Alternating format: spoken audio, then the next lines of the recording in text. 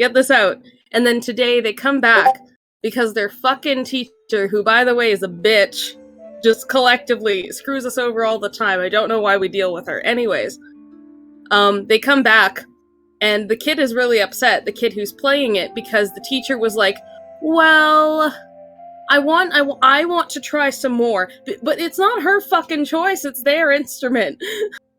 So they're taking out a whole bunch of other stuff now too, and we had to give them their money back because they had just paid for it before, and they were just showing the teacher like, hey, look what we bought. And the teacher is trying to convince them to go to some place in Montreal to buy it. And, like, it's a big mess. Tensions are high, and it's not a great time. Oh. I know that none of that meant anything to probably any of you, but I'm just like, I am so livid. I got in here through half of it, so what I'm getting is you guys have a very high-value item, and somebody you absolutely detest is about to buy it, but they're also being very annoying and floaty about it, and everyone's getting on edge. No, what I'm getting is that they did buy it. No, not them. A student of theirs bought it, and then the teacher said, "Get your money back. We're going somewhere else to buy it." Then like the kid was like loved the instrument. I don't know why she's being such a dick about it. Because she's jealous. Yeah.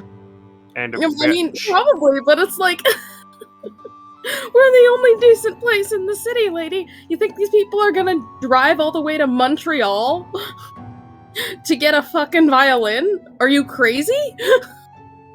Child's spending more than what she's getting. Yeah, no, I'm just like, dear God, I am in agony, but you know what, it's fine. I don't, it's not like I needed to get paid from that or anything.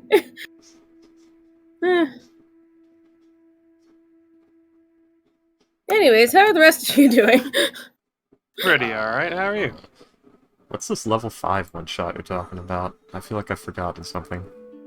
The wizard the level 20 wizard who hires your characters to clean out an old shed he doesn't remember? Yes, that one.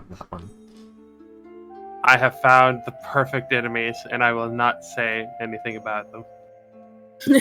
You'll just tell us that, like, they exist, and you're ready. I know exactly how to end the one shot. Oh, God.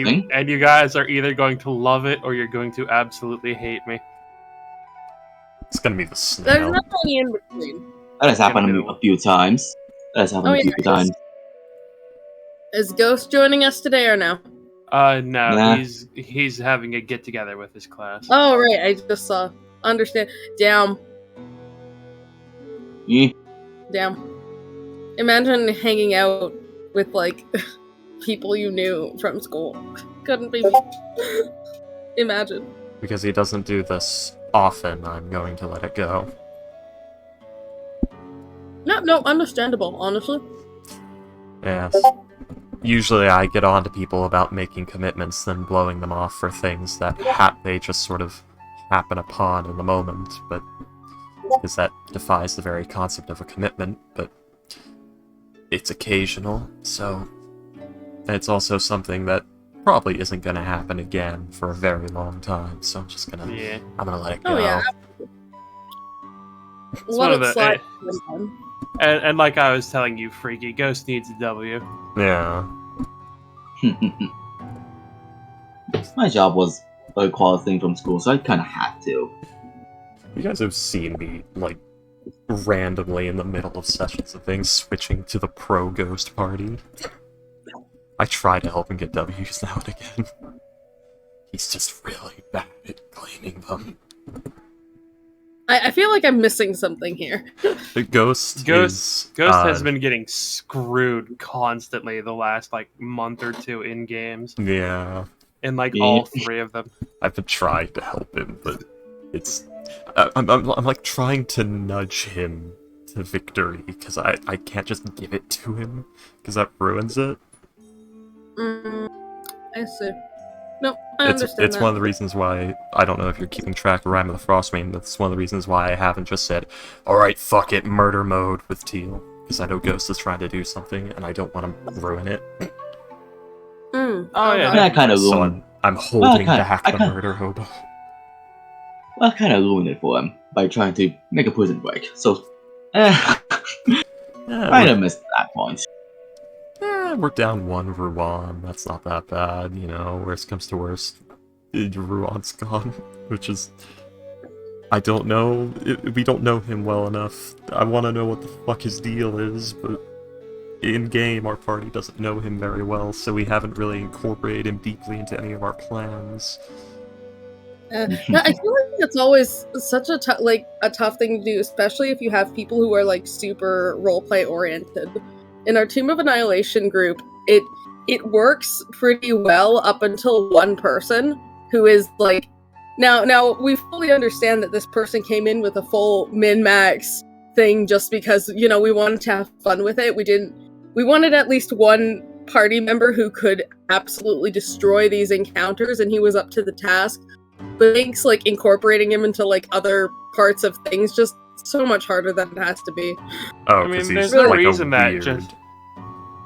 I mean, there's no reason that just because you're a min-maxer doesn't mean that Yeah, you can't but the also character, be roleplay. yeah, but the way that the characters and everything is just kind of laid out and how he uses them doesn't give enough opportunities to, you know, have much interaction outside of combat. It isn't there. The table needed a murder engine, and while fulfilling that task, roleplay had suffered.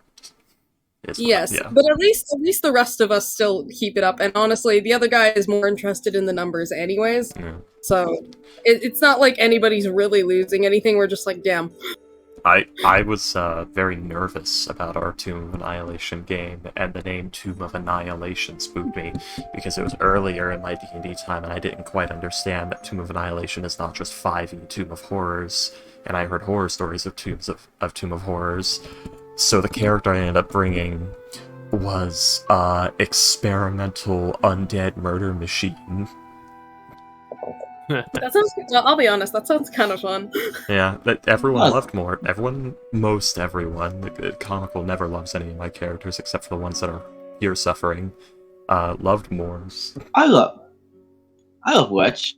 Because everyone loves Wretch. You can't not love Wretch. Wretch just doesn't exist for very long. Wretch is a tiny sociopath that you had shoot a child. Yes. He's a goblin. What do you think I love him? He's a What do proper you think I like him? McGlubiet worshipping, like, blood on a axe reading goblin. Yeah, Yeah. exactly what I love him. I was about to say. What are you talking about? If that kid couldn't take an arrow, he didn't deserve to live. He died to one arrow. Pathetic. My character forgot to leave the party multiple times in that game. I had to shoot one of my own kids in the face, and he kept Comical. cursing me out. You forgot to leave the party multiple times.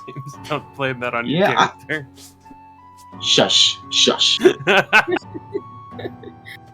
Oh yeah, I need to get in the roll. Like you had almost infinite opportunities to. Like we had like 3 sessions, I think, almost in a row, where we went back to town after going with the teleportation helmet. That was really funny. I will never. I love the fact that like I wasn't there for like the first part of the session, and then when I come in, all it is Moors telling you not to have your steed out, and then you send it away, and then you never ever summon it again. I felt so bad for that. It's the downside to writing like an anti-theist character. I haven't been able to cast Find Steed since. I know. In any game. That's so You rough. can cast Vine Steed in this game. There's no reason you Yeah, can't. no one's gonna stop you. Morris is not here. Oh wow. Oh wait, no, you're Well, I a tried cleric in to. this game. Okay, fuck you. All this boils down to is Fine Steed needs to be more classless. Yeah. Like Warlock. I like playing Paladin. It's not a problem. That is just a problem. In Tomb of Annihilation, I couldn't get it because someone is there. In this game, I was gone for like a good 4 months when I first able to get Find Steed. Fair enough. Druid and Warlock need find steed. I'm calling it right here. Add it to Druid and Warlock. Wizards get Phantom Steed. They do, which is, it's okay, but the problem is it only lasts an hour. So if you want to use it in combat, you literally have to spend an entire turn. It's Cast. 1 minute casting time. Oh dear. So it's worthless then. You're never going to have that in a fight. It's also... unless you pre-do it, yeah. It's also kind of worthless outside of a fight as well. Also, we're in a ship. I don't know how much a steed will help. I mean, the steed can be on the ship, and when we get off the ship, you have the steed to ride. I'm in a Spelljammer game right now, and I have a horse. His name is Harris. He's very horny. He's basically a bard, but in horse form. God damn it. Yes. The horse part... gave me this internal vision, and I'm like, dear God. I rolled that on a personality table. I just said, I want to make this horse interesting. Random personality table, go. Rolls dice, personality type, bard. I said, that's not a personality, but I know what you're going for, so fine. No. Being a bard is a personality trait. Absolutely. So yes, I now have a riding horse with 10 charisma, which is obscene for a horse, because the DM thought it was funny, that tries to fuck everything that moves. That it even vaguely resembles a horse. That's well. Yeah. This is very funny because he's a horse that belongs to my blood sorcerer, who also chases skirts like it's going out of fashion. Jeez. Chip off the old block. Ooh. Good old Harris. I guess we know where it came from then. Yeah, he learned it. No, I learned it from you, Berlin. Since when can you talk? I have the same, like, every time I'm playing a paladin in 2 different games, that I have the Find Steed. They're just the same guy. Like, they're called Amicus. What, the horse and the guy? And the paladin? The Find Steed for both paladins is just the same person. It's just the same horse spirit. I served another paladin once. He was a bit like you. Had the same aura to him. He is a elk in one game, and he is a riding lizard in another. I mean, it's a fucking spirit either way. Yeah. A riding lizard, that's ridiculous. Yeah, we're on a mountain in that game, so he just climbs up and down. I just fucking like I said, T-pose to assert dominance as my mount goes right up a sheer cliff face, and I love it. Like I said, man, spider, giant spider, best mount. Smooth as fuck ride, can climb walls, can actually do stuff in a fight. You can sell its venom and its silk for cash money. Its web attack is incredibly useful if you're, like, on its back, like, attacking people from there. It's fantastic. And it's very easy to maintain for an adventurer, because adventurers are quite often on the road and fighting monsters and shit, and giant spiders eat most forms of meat and small game. So you can very easily get food for it. I don't know, it is a CR1, which is a bit high on the high side. They're also commonly used as mounts in the Underdark. Yeah. And in places where it is incredibly mountainous, or jungles and the like, there is zero reason why no one would say, huh, there's a demand for mounts that can climb up sheer cliffs. Maybe I should domesticate just something. As a mount in general, right. Well, a mount can for some reason, be anything you can get your grubby mitts on.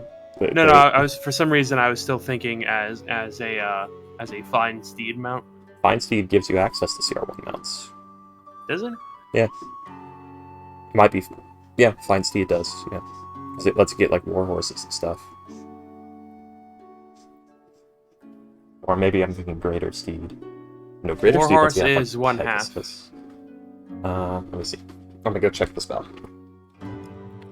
It doesn't actually It doesn't give specify. a hardcore CR number. It just True. says things like a warhorse, a pony, a camel. I guess that would put it up to CR5, so that might be Greater Steed, but let's see what Greater Steed's examples are. Because if it says fucking, like, Pegasus...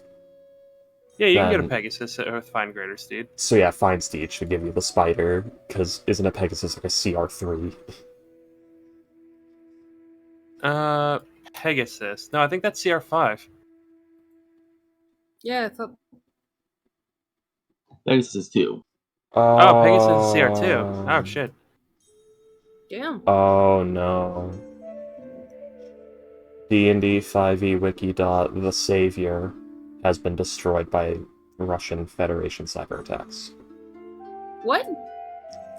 The D&D wiki page, where I like to get all my information on D&D, has been destroyed by Russian hackers on May 19th. Are you fucking kidding me? Yep, happened yesterday. I've never. My disappointment is measurable, and my day has been ruined. Just Yeah. absolutely. Yeah. Today fucking sucks. I hate this. What? The website that I like to read a bunch of class information stuff off of is dead. Russia destroyed it with their cyber attacks. Why? They've been Why doing that. D&D? They've been doing that. They literally just hunt down popular sites and destroy them to just cause trouble. That's shit. Yeah. By the way, Freaky, it would be Greater Steed that you would have the wolf, because one of the examples of Fine Greater Steed is a dire wolf, and a dire wolf is CR1. Well, that's incredibly annoying, given that only paladins get it, and paladins don't get 4th level spells until they're like level 11.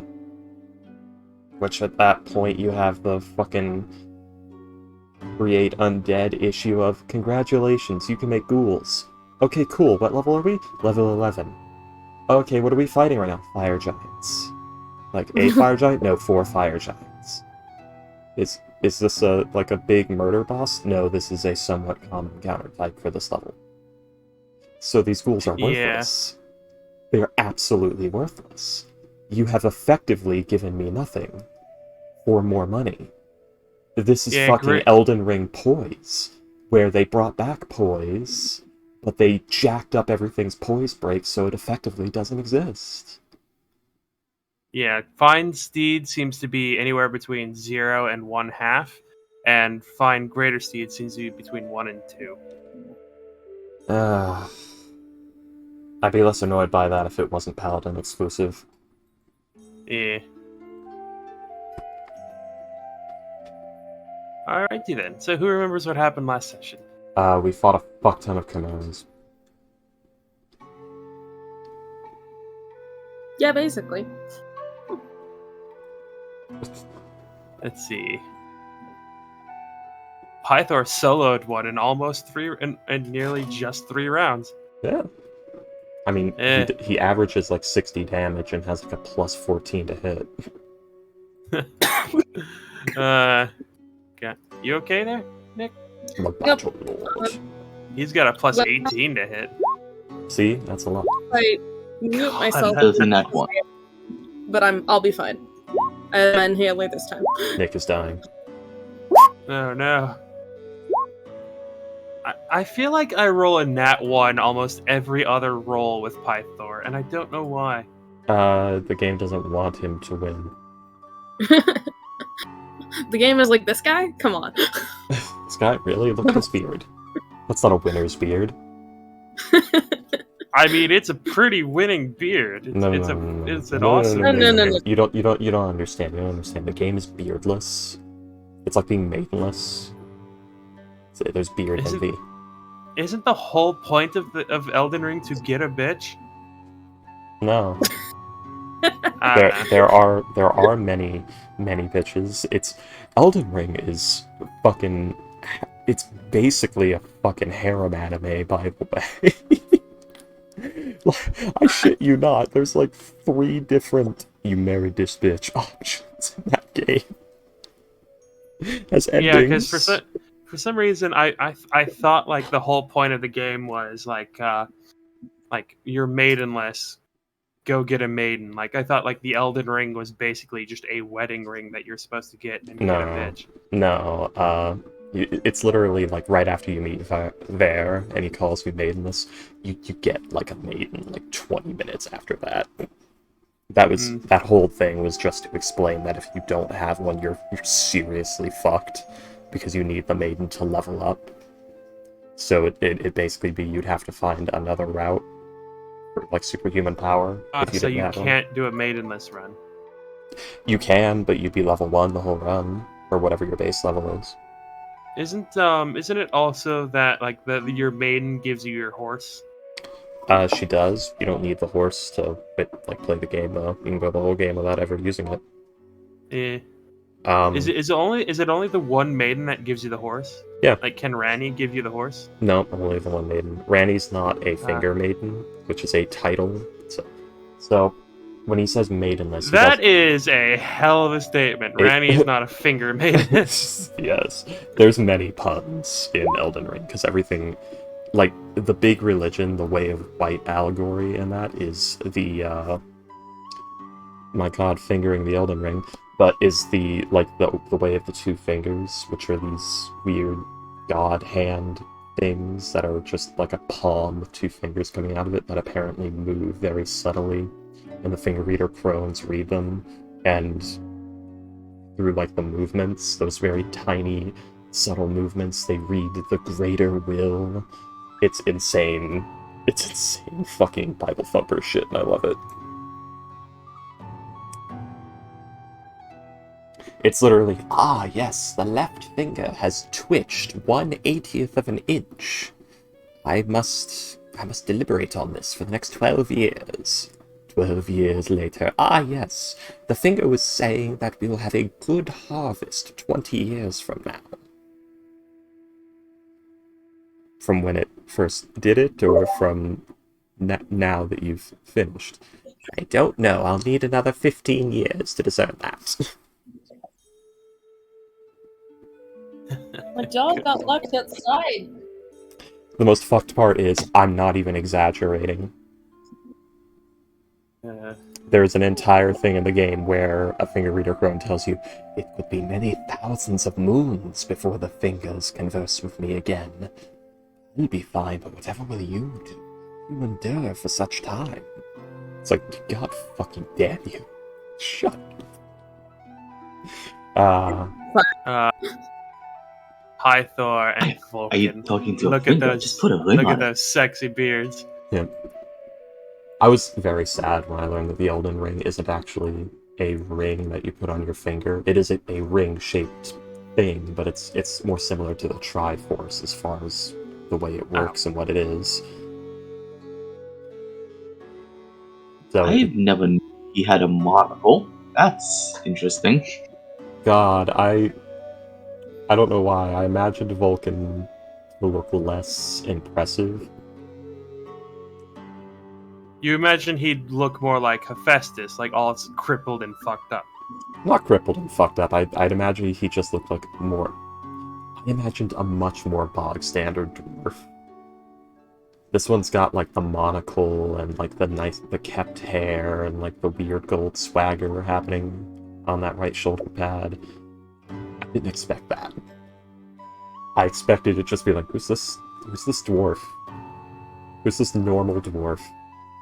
What are you talking about? That's Vulcan, the lord and god of creativity.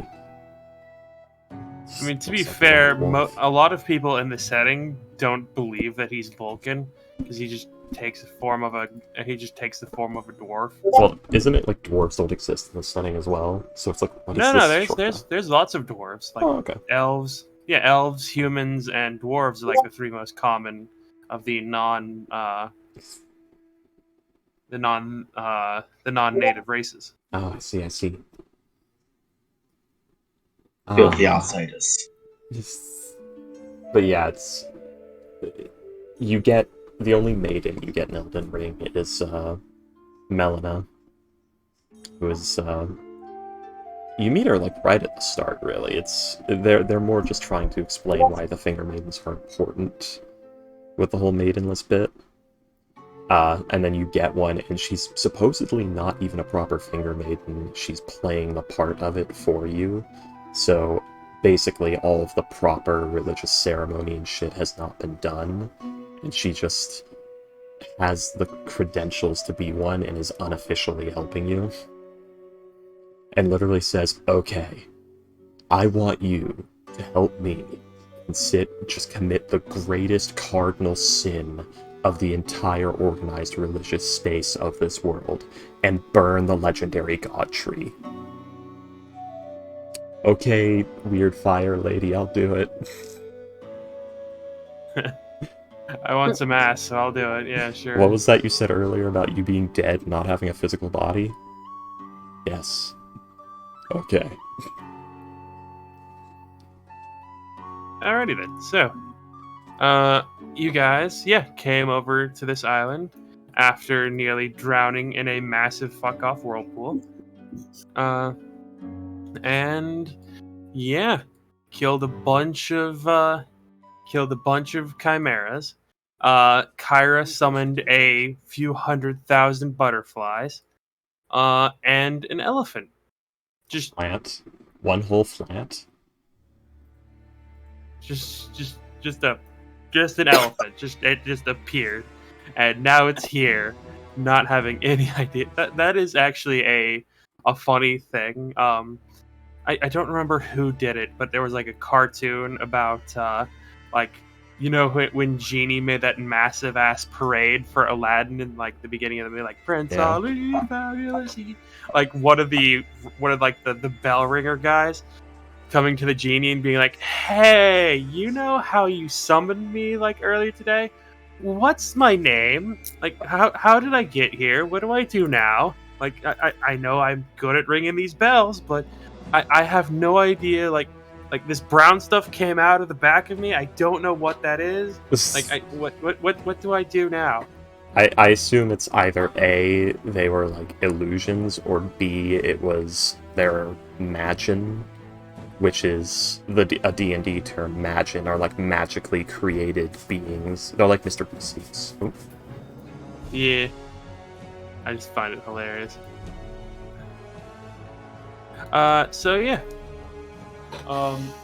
The end of the fight was the elephant running away from you guys because it's an elephant and it doesn't want to get involved with like these massive dragon-headed creatures and the murder.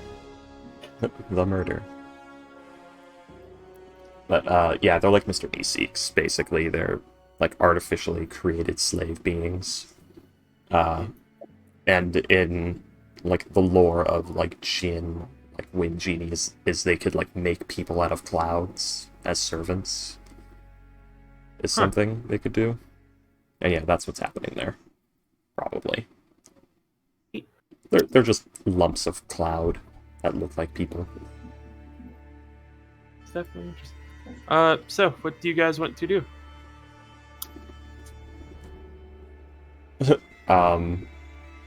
Be slow for 6 seconds. Oh yeah. Does it sound like anything else is coming in our direction, or is the shelter just a moment? You hear Pythor on the other side of the butterflies screaming obscenities at the sky, like, come at, is that all you got, you motherfuckers?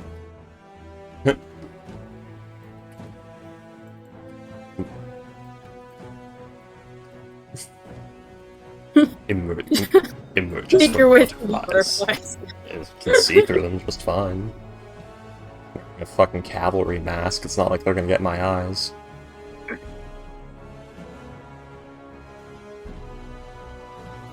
I believe that's all of them. Or looks visibly sad. Oh, come, there'll be more. Oh, fine. He'll go around the butterflies. He's looking at the undead lion like, do I want to? Do I fight this? It looks like fun. Now, wait for Ghost to be here, so he goes, "What? No! William!" After we just got done talking about him needing a win. Oh, we can pick it back up, it's fine. Yeah. Alright, so. Medi, you hear a voice. It's almost impossible. You can't tell, like, if this voice is male or female, old or young. Like, you can't even really discern that it was a voice. But you do hear but you do get the very, you do feel a pull telling you, like, about the cave. You feel a presence beckoning you to the cave. Who? Is that what you're trying to say, William? Yes.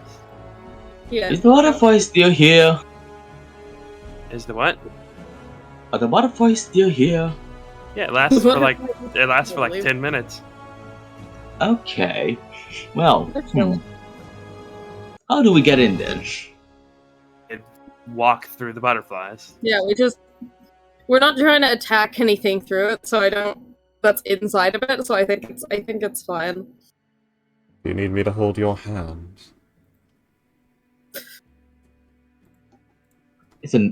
Those things are weird. Just very annoying. Let's see. I'll dispel the Oh, not one. Okay. Well, here we go. Let's start. Gonna give the cave a little listen. Yeah. Are we all taking a peek into the cave? Sure. God. Okay, what's wrong? Just listening for any stirrings, rustlings, or whatnots. You don't hear anything. Dead quiet in there. You do actually, with a 23%, you do hear like a light drip of water, like drip, drip. It is a bit echoey, but other than that, you don't really hear anything. It's slightly hard to hear over the hundreds of thousands of butterflies flapping around you. That's it. Celine will like look at you guys, or not really look at you because you're both in the butterflies, as she'll say, I didn't really see anything before the chimeras attacked. That's understandable. Does anybody mind if we go take a quick peek? They were joined by the Fire Nation. It was very weird. Entering. Sarah's just like, nah, fuck this. Blinking of the brass balls. Eleutheria. Yeah. As you walk, you get within a certain distance of a magical crystal that casts Finger of Death on you. Deceased. You feel there is an extremely cold feeling from your left. Extremely cold feeling, huh?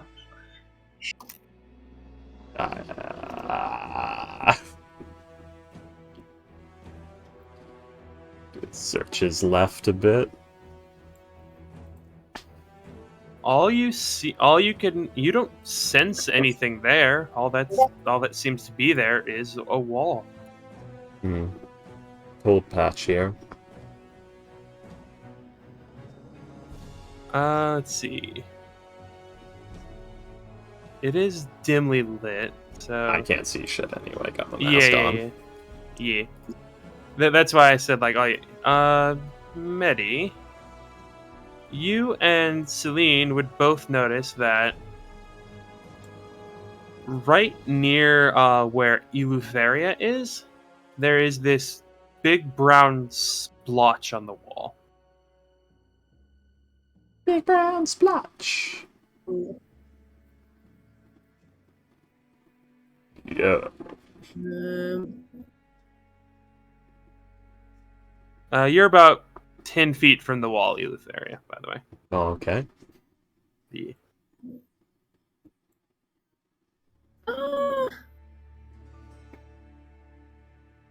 Alright. Okay. I mean, Where's you she said going? there was a wall. Where's she going? Yeah. Eleutheria, Yeah. as you get closer to the wall, I need to make a con save I as see. Celine, Roland, and Medi both see this big brown splotch. It seems to be a patch of mold. 23. With advantage and poison resistance.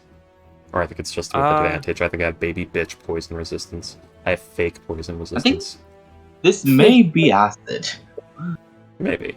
As with the con It's save, necrotic. you will take 8 cold damage. Oh, it's cold. Of course, it's cold. Mold? What do you mean it's cold? It is brown mold, yes. Fun. Okay. As you feel like the spores just cover you. It's a very brown mold is a very fascinating creature in D&D. I didn't know there was a creature called brown mold. It's not even really I a didn't know that creature. brown mold was a creature. It's not even really a creature. It's more like a trap, Oh, Okay. like a naturally occurring trap, which is very interesting. interesting. That's weird. Is it if there I That's know what fucking brown mold is? Do we know what do- mold is at all? Do a nature check. Okay, apparently I'm rolling god numbers today. Oh, Me? God. Honestly, I told you. Jesus Christ. Where were Guys. the rolls when we were fighting what's his name and his fucking dragon, dude? I wasn't there. I know. My wizards are cursed, my fighters are blessed. That's how it works for me. Jesus. Which is sad, because Jesus. wizard's my favorite class. I will also, just for fun. Just for fun. Oh, shit, I rolled twice. God damn it. Can my thing stop with this bullshit? I got a 7 as well. Eleutheria, Medi, and Roland. It's not a hard check. It's like a 12 or something. Would all know what brown mold is. It is a mold. It's actually that absorbs heat almost viciously. Like that is why it is cold. Like in that area, it absorbs heat. And it is actually something that many winemakers and ale makers cultivate. Like they'll get a sample of it and then they'll cultivate it in like a wine cellar or something to keep everything warm. Eleutheria and Roland, you both would know that paradoxically, you have to use cold to kill it. If you try to burn it, it basically doubles in size. Like fire, it absorbs the heat of like fire, and it like doubles in size, basically. Which is really weird, because how the fuck does it metabolize that quickly? Anyway. Huh. Magic. Let's fight cold with cold. Interesting. It seems to be sure mostly. this is- It seems to be mostly on the walls. But yeah, there is a path towards the back where you guys see like there over here, like this hole in the ceiling. There is a pillar of sunlight leading to a pile of gold. A pile of treasure, rather. Oh. Avoid that wall. I should have known the smell. Brown mold. Huh. Lean has no Brown idea what mold- brown mold is. Sucks the heat right out of you. Fascinating. the more you know. So let's just avoid that little patch. Always know a little bit more about. Can we put it in a bottle? What if we put it in a bottle and hit someone with it? Would You be know useful. that doesn't sound like a terrible idea. I kind of like that. We cultivated a pit full of it once and used it for executions. Oh my god! Oh my god! Execution pit? Execution No, pit. no. Fucking grab a bottle, throw it into a room, and then summon the fire elemental. Oh my god, that's a great idea. Wait, hold on, wait. Yep. Wait. Yeah, the no, actually. ridiculous Yes. nature of brown Yes. mold. Yes. Now That's imagine Teal cultivating this shit. Like Eef. level 10 plus Teal once she finally gets fire immunity. Or is it 11? At one of those levels she gets not To fire be- immunity, to ice be- immunity. Cold immunity. To be that one. fair, the mold would eventually kill the fire elemental. I think very quickly, actually. Yeah. Like, because it does like 40-10 fire or cold damage on the con saves. But no, Or here's- you just you light the room on fire and then you throw it. You figure out a way to make it flammable for just long enough. Oh, I already have an idea. William, you know sparkers? Those things that make the sparkers? Yeah. Yeah, you take that, and you take that and you get yourself some, like, gauze or something, and some glue, and you have a So did any bottle of you bought containing the mold. Did any of you bought any cup or bottles? Celine will hold up like one of the 5 empty wine bottles she has. Okay, that's. Oh yeah, you drank a lot. I am Okay, an okay. alcoholic, yes. Now's not the time to be gathering mold. No, it's useful to keep the alcohol in our place nice and fresh. So why not? It'll Just a spread. small. How likely is this mold to cultivate itself onto the wood of our ship and spread? Well, It won't unless someone gets fire near it. Like it stays. Unless like you get like fire near it. Like unless you're or something equally hot. Like it's not gonna. It doesn't grow go until itself. fire touches it. Until fire touches it. the problem is... Or if the spores kill you. If the spores kill you, then it'll grow on your body. Alright, let's put it this way. If it hadn't been me, a normal person would have died. And Oh, it would have most spread. Oh yeah, no, you guys would start losing crew members like fucking crazy. Yeah. It is a 15-foot cube of poof. In addition, All right, so let's ignore the mold. Oh, jeez. Alright, so throw it all. yes, let's not put a mold that saps heat out of things in a stank storage cellar on a wooden ship and just trust that it's not going to spread to other rooms on the ship where we have hearths and ovens and shit like that and To be cultivate fair- like fuck on those. To be fair, like if you build like a proper like little room, like in Curse of Strahd in the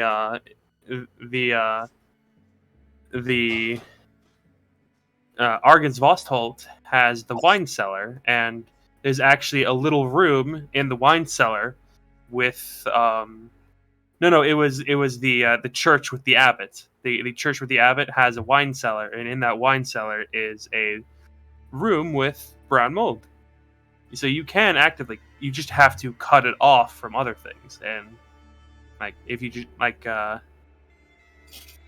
anyways. We don't really have the time or the money to be building a fucking mold tight freezer box Oh yeah. on No. our ship. But yeah, you see that there is a pile of treasure over here. Why do you all sound so distant? Hmm? I don't know. You there can't see the treasure. So I'm making a joke Um. about like you all sound distracted. Oh. Ah, So, do we just get out of here? I'm gonna start. I'm just gonna like get to about here, and take to get a better look at what is there. You see piles of treasure. And as you get closer, you feel like the urge to go closer. There is something pulling you towards this pile of treasure.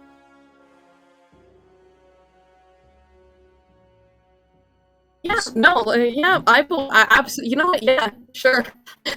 Let's go. Let's go check that out. Should we stop her? Why? Well, I just have a feeling. Okay.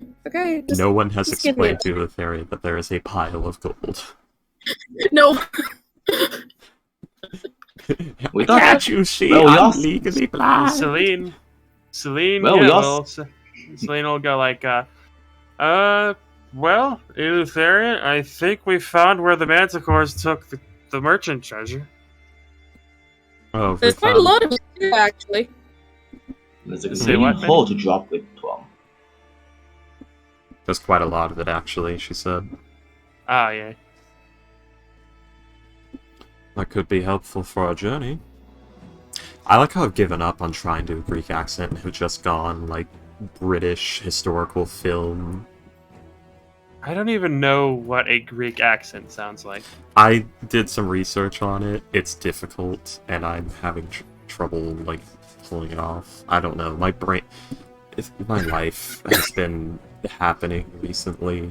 I tried to learn a Dutch accent and just could not find the energy or motivation to do so. Tried to do Greek, also couldn't, so I guess I'm just gonna put my advancements in voice acting on hold until my brain decides it wants to work again. Because I can't learn accents anymore. Alright, Medi. As you get to the pile of treasure, you see a shield. A shield that almost looks mirror-like. And and you can tell that, like, there is a sense of like a very important meeting. What? I am so glad I have my mask on right now, because I think I know exactly what the shield is, how it works, and what it's meant to do. A shield mirror that makes you feel that there's an important meeting. It's What? a Like mirrored like shield that makes you want to look at it. And you can tell that, like, in the mirror sheen of this shield, there is what looks like an eye. Like, you know how, like, the mirror shield in Legend of Zelda has, like, the symbol on it, even though it's, like, fully a mirror. Sheikah symbol. Yeah, it's like that, yeah. Except it is an eye. Yeah, I have the strangest feeling this is like a mirrored Watcher's shield of eye drawing or some shit. That's what I'm getting the impression of. This is an anti-Medusa shield. It's a shield that has a light enchantment effect on it that makes you want to look at it. That's what I'm getting. Thank God I have the mask on. Let's watch He just kind of just kneels down by it and just looks at it intently and goes, "You're why I'm here, aren't you?"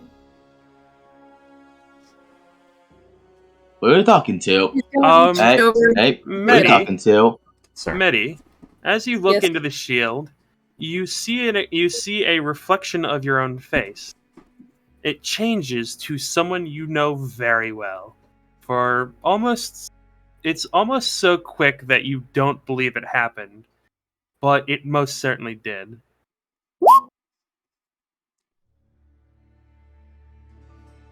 That happens. She's standing, she is still crouching, but her face is turned away from everyone else, and she just kind of looks stupefied for a second and just goes, "No, you're exactly why I'm here." And reaches, we're picking it up. We're picking this bad boy up. Taking this with me. Alright then. As you pick it up, you know immediately what it is. It is a Sentinel's shield. Yes. Interesting. Okay. Oh, god damn it. Can I stop randomly clicking things? Can my mouse stop, please? Yeah. No. Oh hell, It's a fat fingers issue. dead ass. I know this Also, now. just my freaking trackpad. Why don't I have my mouse out? I'm an idiot. Anyways. Oh, you're hell on yes. filthy laptop. Yes, I see. Yes, I am on a filthy laptop. It's the only way I can play D&D. Yes, I see. Do you not have a mouse connected to it? Oh wait, I do have a mouse. It's deceased, and I do not have the batteries for it right now. That would require me to go in the house and go hunting for where they put them. And she's trying to avoid her family right now. Yeah. Anyways, oh hell yeah, Sentinel Shield. Let's go. All right, Minnie just kind of picks it up and stares at it. There's just silence. She's just looking. So who are you talking to? There. Ghosts? Spirits? People possessing you? No, I'm fine. I'm fine. Is it I something think I need to is... stab? No. Actually, I would prefer if you didn't stab it. This is something Yeah, I that's need. no fun. That the shield? Yes. It looks more like a Remotely it. more like a mirror. Well, welcome What? to. It looks more like a mirror. Yeah, moving on. What do you say? Sorry. What did you say? I didn't hear it. Oh, sorry. No. I think this is something I would like to hang on to, if that's okay. Sure. And I mean- Sure. Well, in the books I have read, I know Medusa and mirrors don't mix. So. I'm not looking for a mirror now. How about you? How about you, Celine? Wanna see a mirror? Sure. Yeah, come here. See yourself. There's a there's a large number of other things here. We can feel like we can distribute this. Kyra will, as you show the shield, she'll look into it, stroke her face a little bit, and you see her makeup fix itself slightly, as she nods and starts humming to herself as she goes back to writing. She has makeup on right now. Okay. I'm honestly, I wouldn't put it past her. I'd be more surprised. A little bit, yeah. Makeup has been popular among human women for about as long as agriculture has. I can assume that her face always has makeup and doesn't really need to have makeup. I mean, the makeup is permanent. Teal specifically hunts down beetles and gathers charcoal powder to make her lipstick with, so yeah. Gotta get it from somewhere, yo.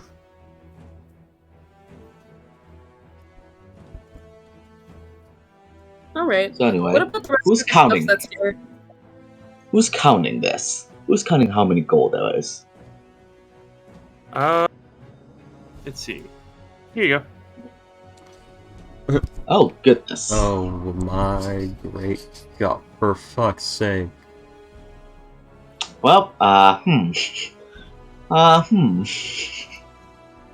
Well...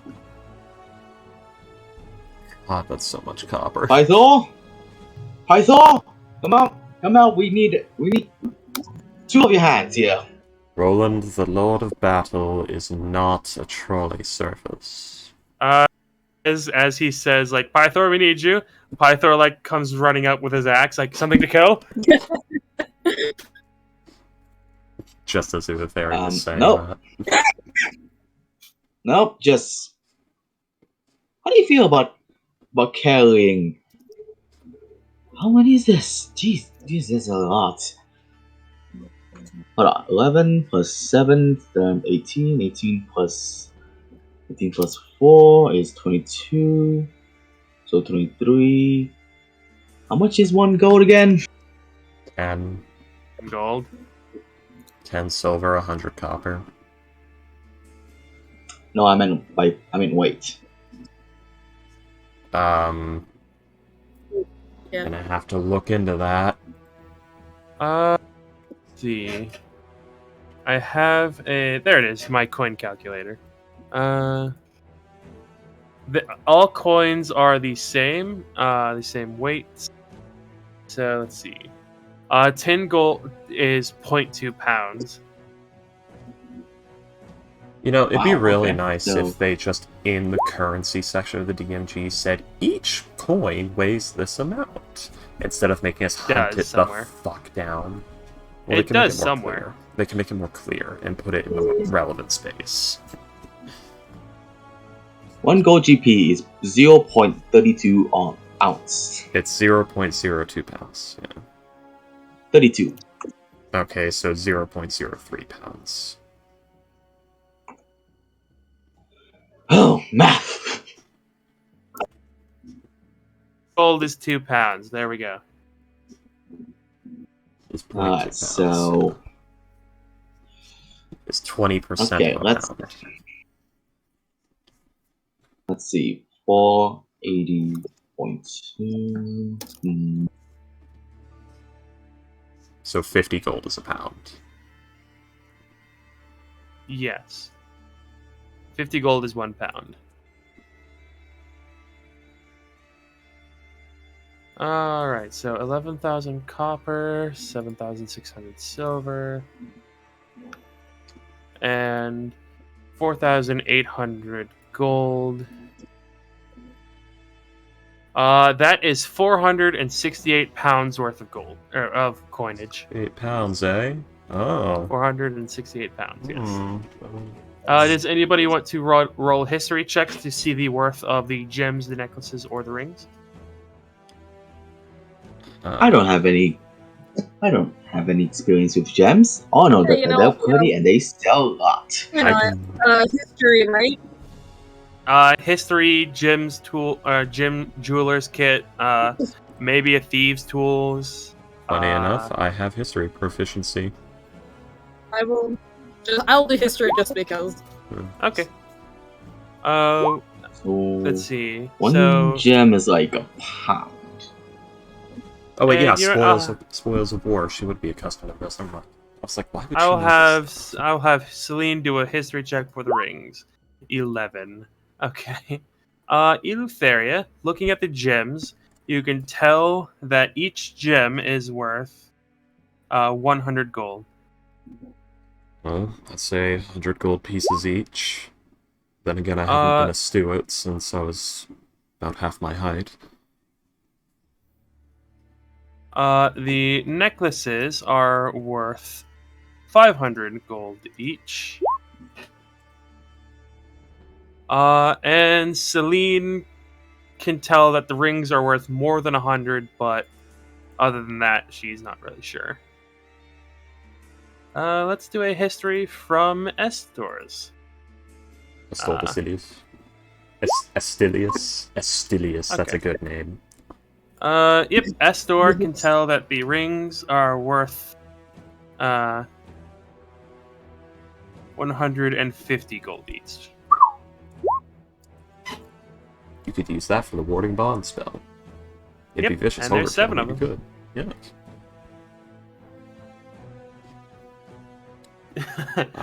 When I got to this island on with the Smith in the game that I'm a player in, that's exactly what I did. I gave 1 to each of the other players and said, "Keep this." Yeah, warding bond's a fun spell. All right, so Okay. And the fun thing is, I actually used it during the the dream sequence because the Smith didn't trust Estor Archelander.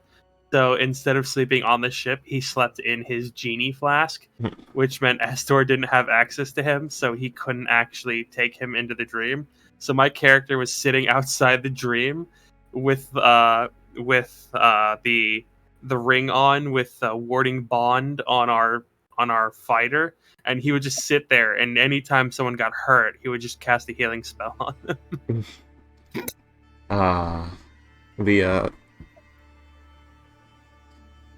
Alright, how about this? We gather the crew. I'm sure we have wagons or something of that sort on the ship. We have them bring it in, we give them a show.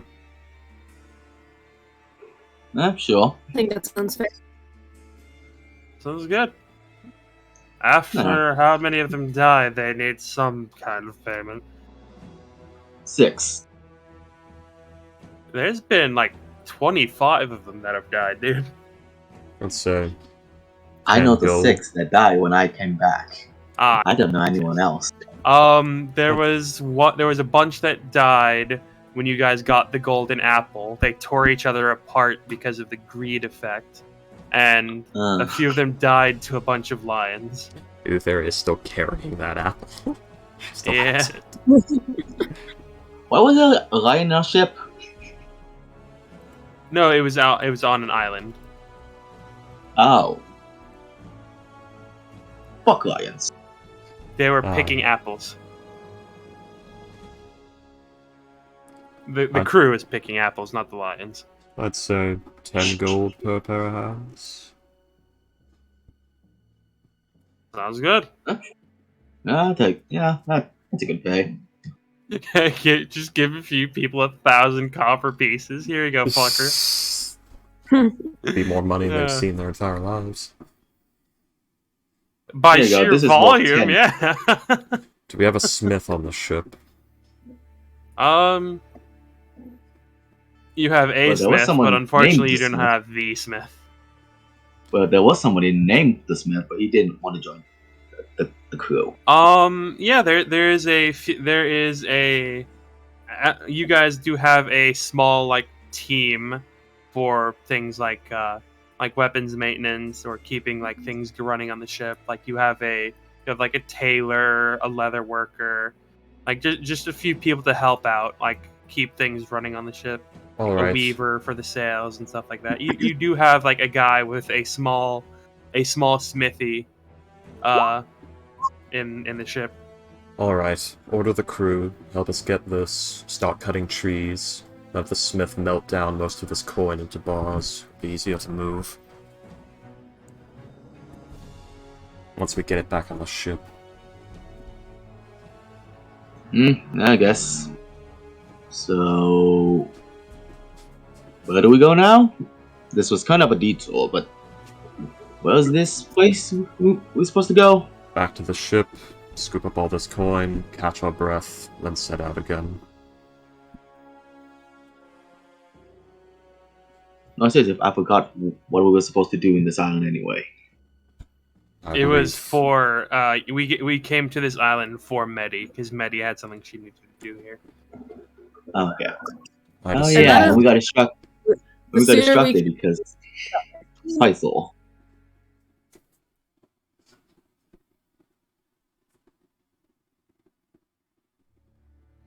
Hello. Hello. Hello. Huh? Everyone went from having so Yeah. much to say to nothing so quickly.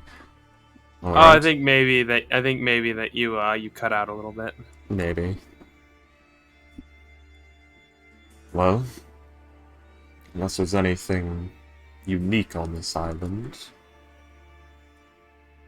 I'd say we do what I said a moment ago. Perhaps me and Pythor will set out for a bit more hunting. If anyone else is interested. Good. No, I agree. That sounds like a fair Yeah, plan. I got what I needed.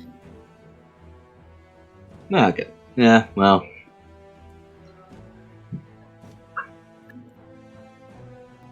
There's that weird hole up there. That does sound like whatever. medieval art of lions picking apples. Like, fun fact, meme culture, like shit posting and meme culture has always existed, and medieval paintings are a perfect example of it. Like, medieval painters, they would all gather at parties regularly and show their paintings, and they had so many fucking in-jokes and, like, silly humor things, and, like, you know, open source species and things like that. Like, there was so much of that happening. I love the ones where it looks like they have no idea what the subject they're painting is. Yeah, Like the ones of cats. that's the best thing. Like I just put in shit posting. If I'm not mistaken, it's most of them knew how to like paint a cat perfectly fine, but it was an inside running joke among painters to just make cats look like horrifying monsters. Draw the cat with the ugliness of its spirit. No. God. My favorite is the farmer in the 1800s.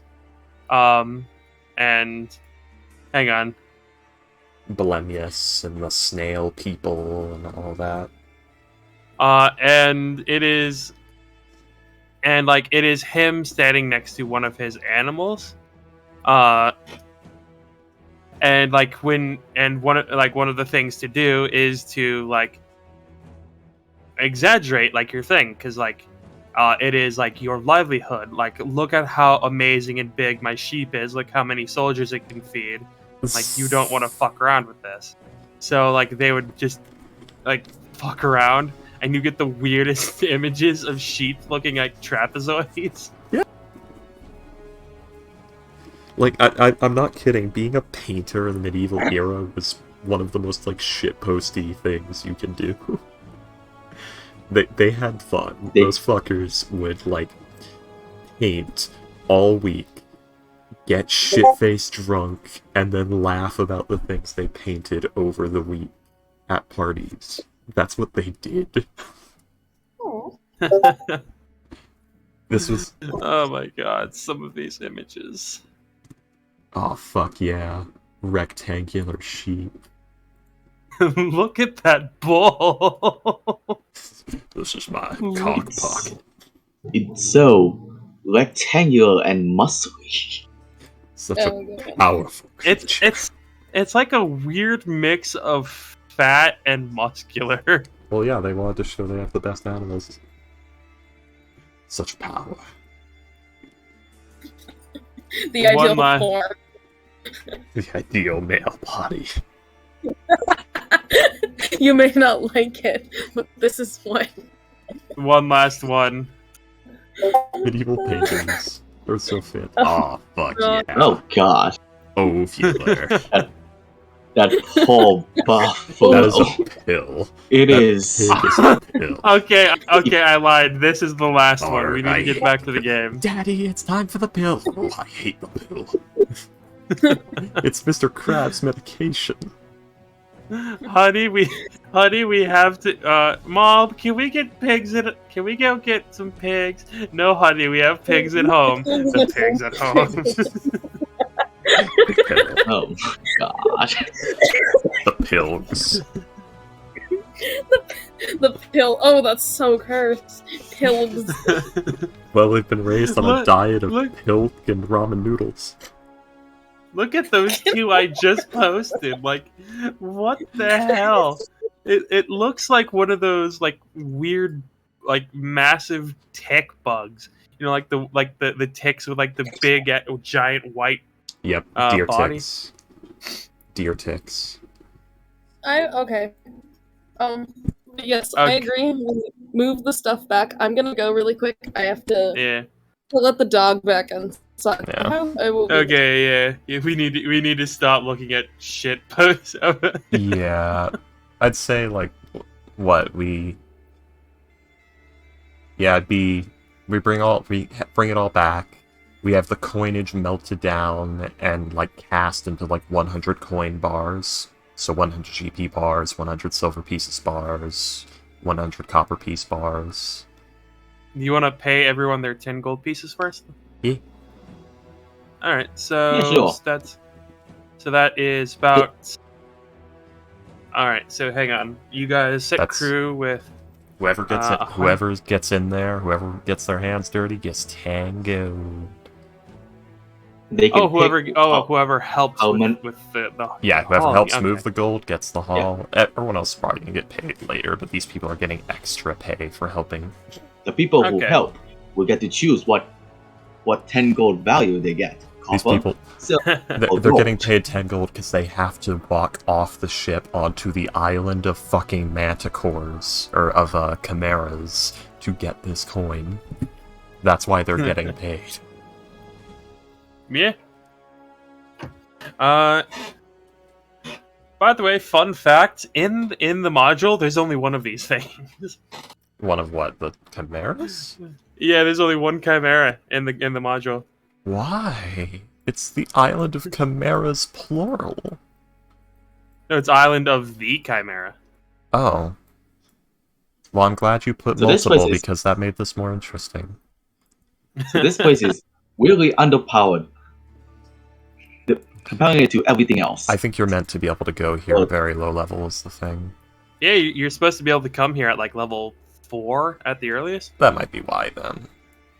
Yeah, it was good that you like brought it up because yeah, we did have Pythor with us and all that. And Yeah. believe it or not, Goddess of Party Tricks did help. You know, she's actually like Aqua. She's useless until she's not. This is why I call her that. You know, she's Blue Thing.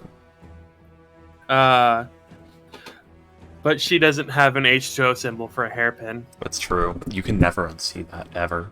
I remember when I pointed it out, you and Astro cursed me out for like a full 30 seconds each. Yeah. Oh, it was awesome. Could never fucking unsee that. That's good character design right there. That's actually like an interesting thought as the goddess of water. Like they're all the people of that world are all in like medieval stuff. They have no idea about like, you know, chemical physics and stuff. As the goddess of water, does Aqua know everything about water, including its chemical composition and uses?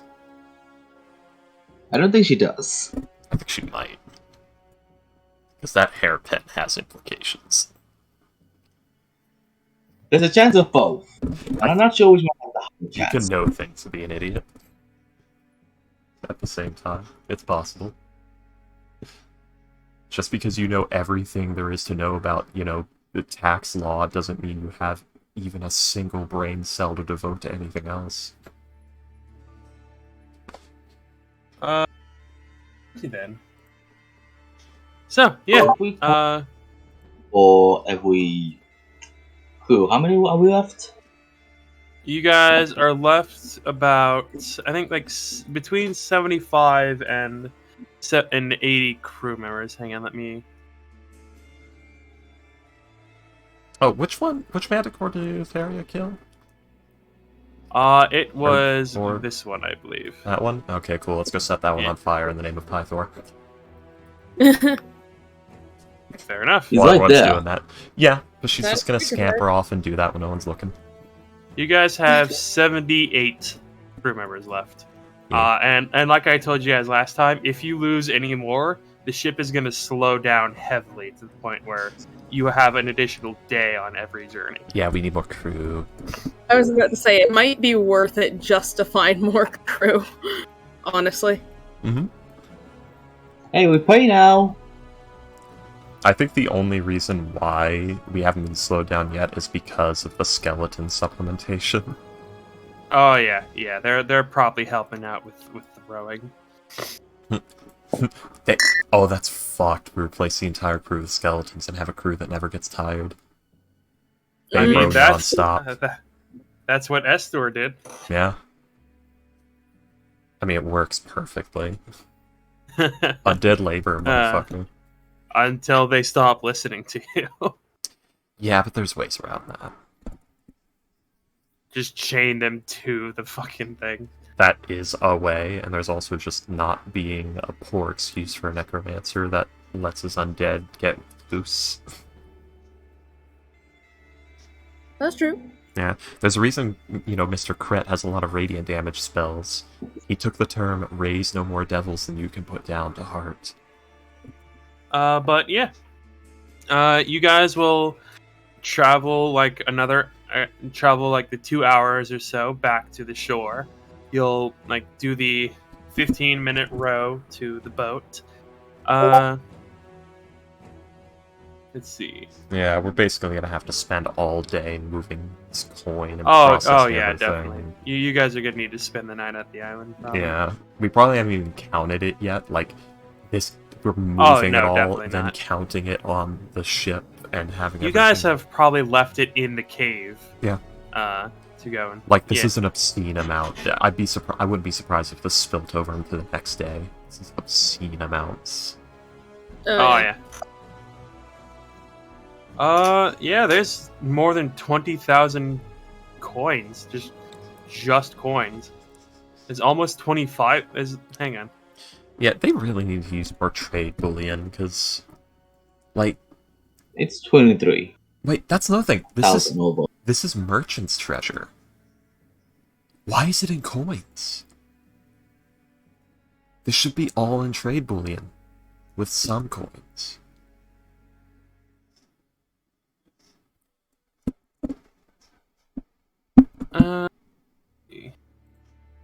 Yeah, 23,400 coins. Damn. Also, whoever's posting in tribute to Ghost, goddammit, you know Dawn is my favorite Pokemon girl, how dare. Oh, that's Dawn. Yeah.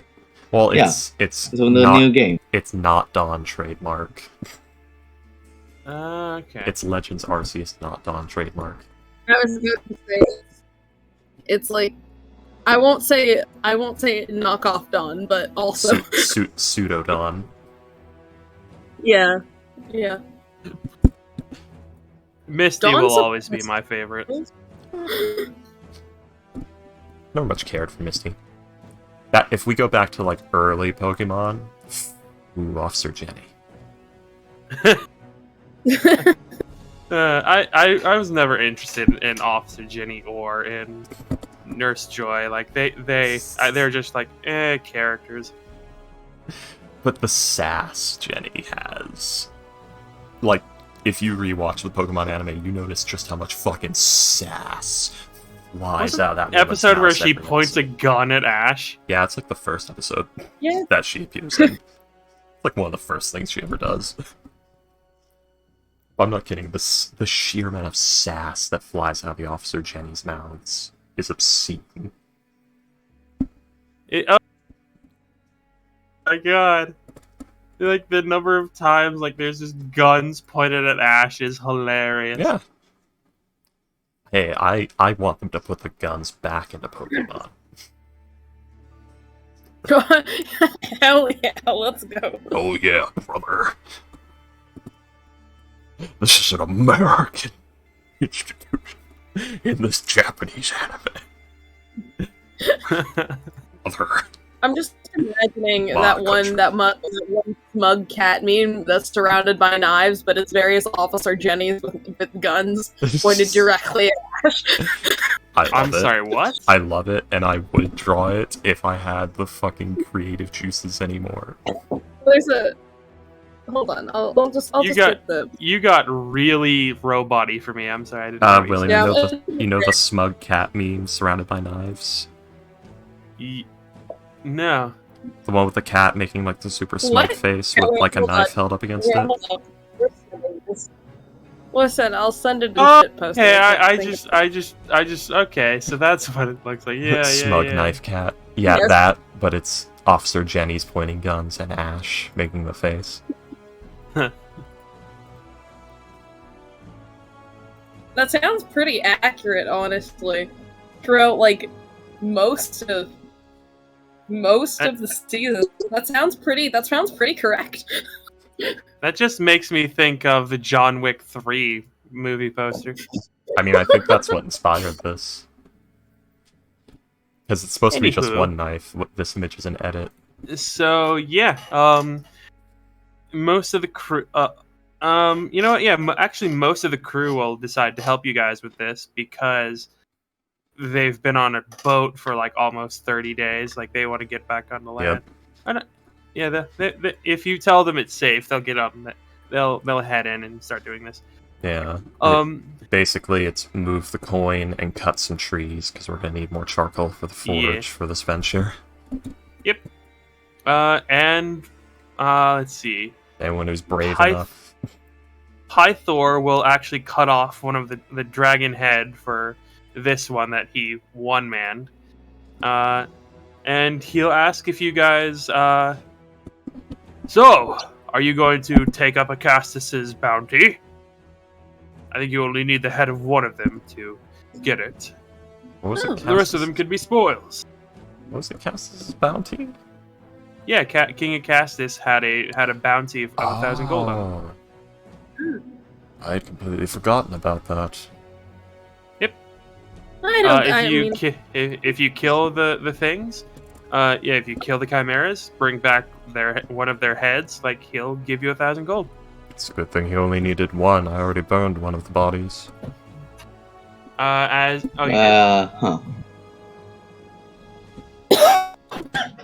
He did. She did. Well, I don't. In the name of Pythor. Yeah. Okay. As you do this, you would actually notice Pythor's muscles like expand slightly before they go back to normal. Empowered. Plus Yeah. 150. Flexes a little bit and just goes poof. It's the scene from Aladdin with the like buff genie. Yeah, basically. SpongeBob muscle Japanese arms, words. anchor arms. Japanese words start to appear around him, then disappear.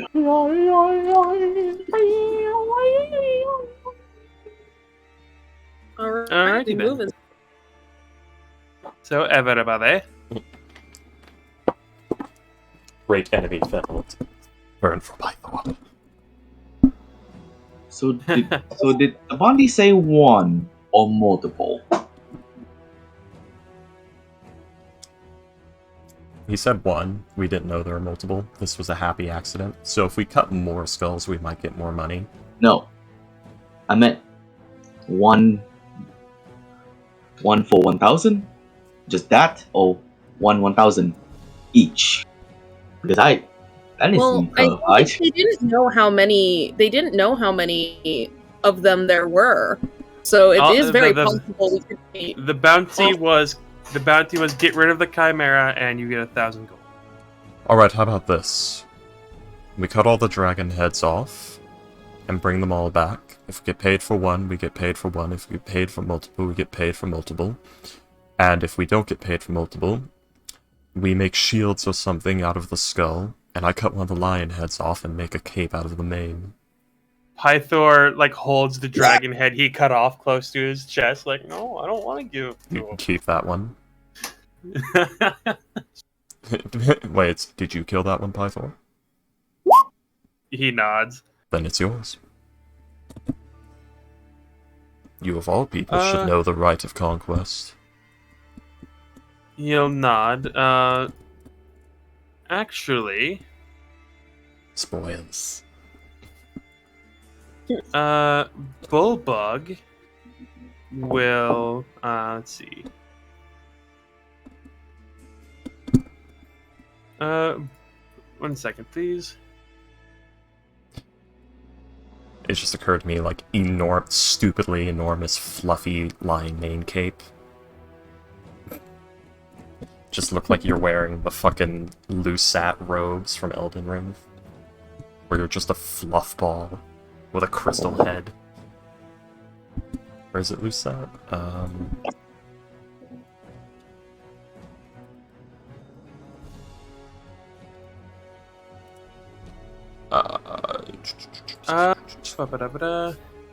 Yeah. Bullbug will like look at one of the one of the bodies, and he's gonna say, "So does anyone want the milk?"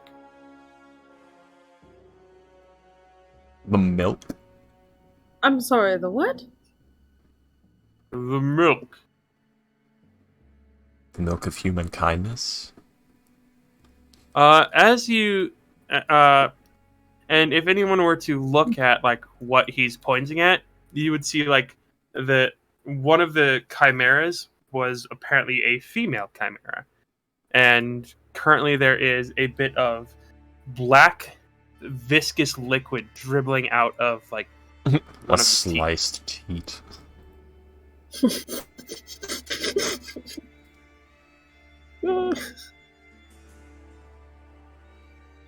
What? What? I feel like this has some insane magical property I don't know about. Do a nature check. Okay. 16? Rolling well today, very well. I'm surprised Celine doesn't know this. Eleutheria, the milk of a manticore, gets humanoids high as fuck.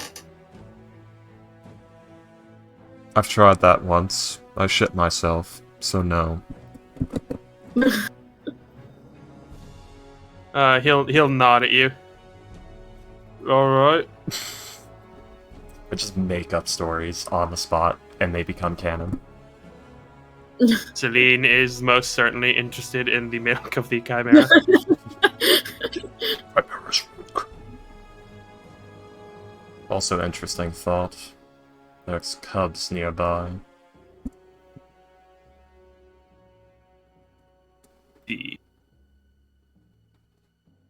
Although, it's best we leave them, unless we want... Well, do we want to eradicate all of them on the island, or do we want to leave more for the next group of heroes?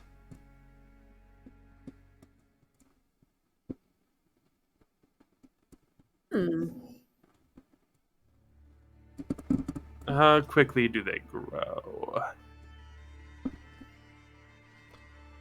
Well, that might be irrelevant, because I doubt the mother chimera would dry up. Or wouldn't dry up after the children had grown out of it for his... I don't think they're going to grow so fast that it... I don't fucking know. There's some sort of, zoobiology knowledge in there somewhere that I can't fucking brain hard enough to convey properly about... Actually, I'll say with a 16. No, this is Freaky trying to, brain. Yeah. With a 16, Eleutheria would know that, the female chimera produces their milk for up to a year after giving birth. Holy shit. Up to a year after abandoning their kids. Holy shit. You know, that... I don't know, that's some sort of messed up DNA, I guess. I don't know. Yeah. That sounds like a great way to get bone loss. The average birth consists of 6 offspring, which she would abandon after a few days. The excess milk produced by the chimera after abandoning its offspring would be released while she slept. Yeah. That's a great way to just suffer horrible bone loss. Thanks. Anywho. The evolutionary status of chimeras. Chimeras are weird. There are weirder things in real life that evolution kept. This chimera has had 2 litters and is 6 years old. She has no bones. She is liquid. Liquid. Let's do a Omegas survival are also check terrible. for Her Celine. nervous system is shot. She has constant shakes. Oh my god, Celine's rolls. Why is Celine rolling so shit this session? Is making up for the shit she pulled back at the island by kidnapping. I feel like I'm gonna get cancelled for all the spaghetti biology I just spurted. All the half serious, half made up spaghetti biology that just flew out of my mouth.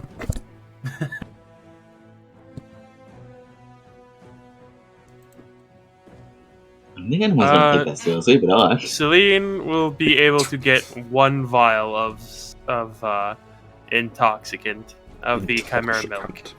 Intoxicant. She's not going to be able to get any more than that, though. Alrighty then. A gallon of PCP. That's one of my favorite Whitest Kids You Know bits. A gallon of PCP. I don't want to... mine's still the nail gun. Nail gun! Oh my god. Mine is. I think I don't know what my favorite is, but if I had to say right off the top of my head, it would be JFK singing with Lee Harvey Oswald. Yeah. Either that or getting high with dinosaurs. No, Abe Lincoln. It has to be Abe Lincoln. Oh. Don't break my butt. He's breaking my butt.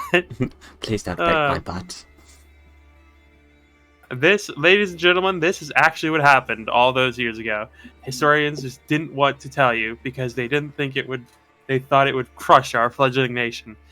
Abe Lincoln got hit in the ass with a hammer so hard that he died from getting hit in the ass with a hammer. Good night. Oh my god, it's so funny. You string bean motherfucker. You fat piece of shit. What? I quote that like once a month at least. That has to. Anyways. Fun fact, Abraham Lincoln was a certifiable badass who tried to hunt vampires. The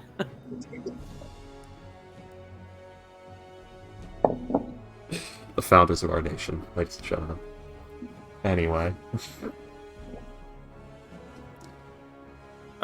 So yeah. So you guys will, pretty much all the crew will help out with this. Some of them will stay behind, to cook some food for everyone, get some tables or whatever, so everyone can eat after they work so hard.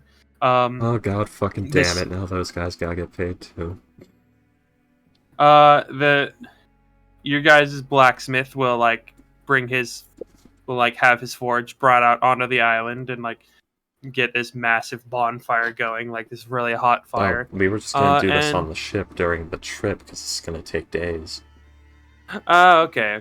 Yeah, bring it onto the ship so that the stuff could be forged during the travel.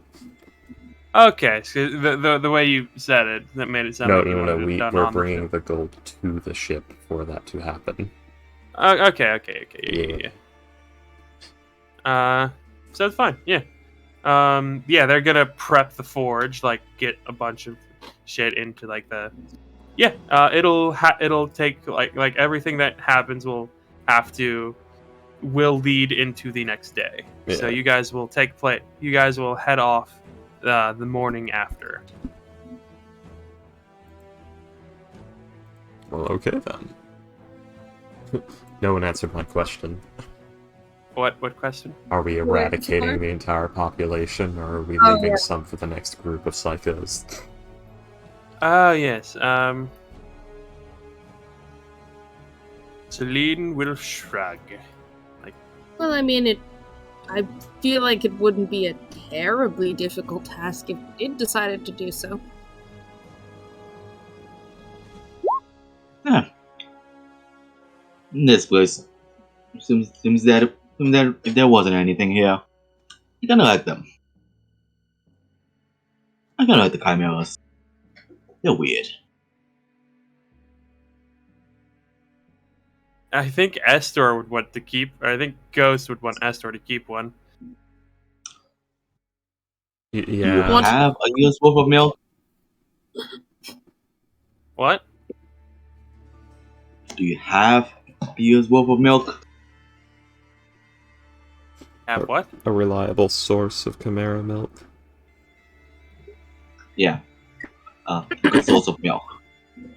Oh, they only eat that for I think a few days. After that, they it's weird. It says the mothers abandon them after a week. So they probably grow quickly. Yeah. That happens. There's a lot of animals that work that way. With that in mind, leaving them as is may just keep causing them problems. We may just be better off to get rid of them, but that's just my thoughts. Then again, it doesn't really matter for us too much anyways. We're leaving, and as far as I'm concerned, I don't think anyone else has any more business to do here. Well, isn't exactly our problem after we go. This question is asked shortly after the initial fight, because there's the big question of, do we, why the fuck is Indomitable a long rest resource? Anyway, Brain, return to me.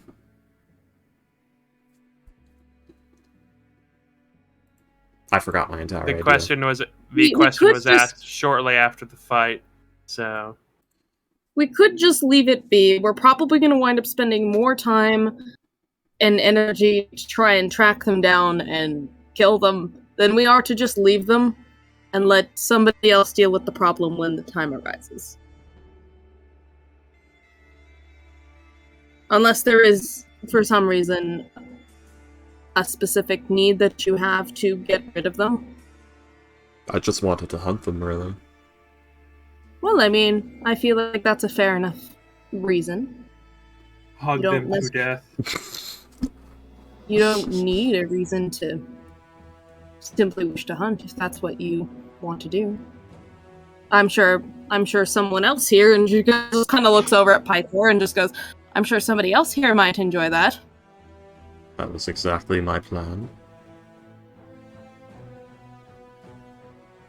Well, then I don't see the harm in it. Eutharian knows how to treat him. Is this a date? No. Reading a guide on how to care for your personal Pythor.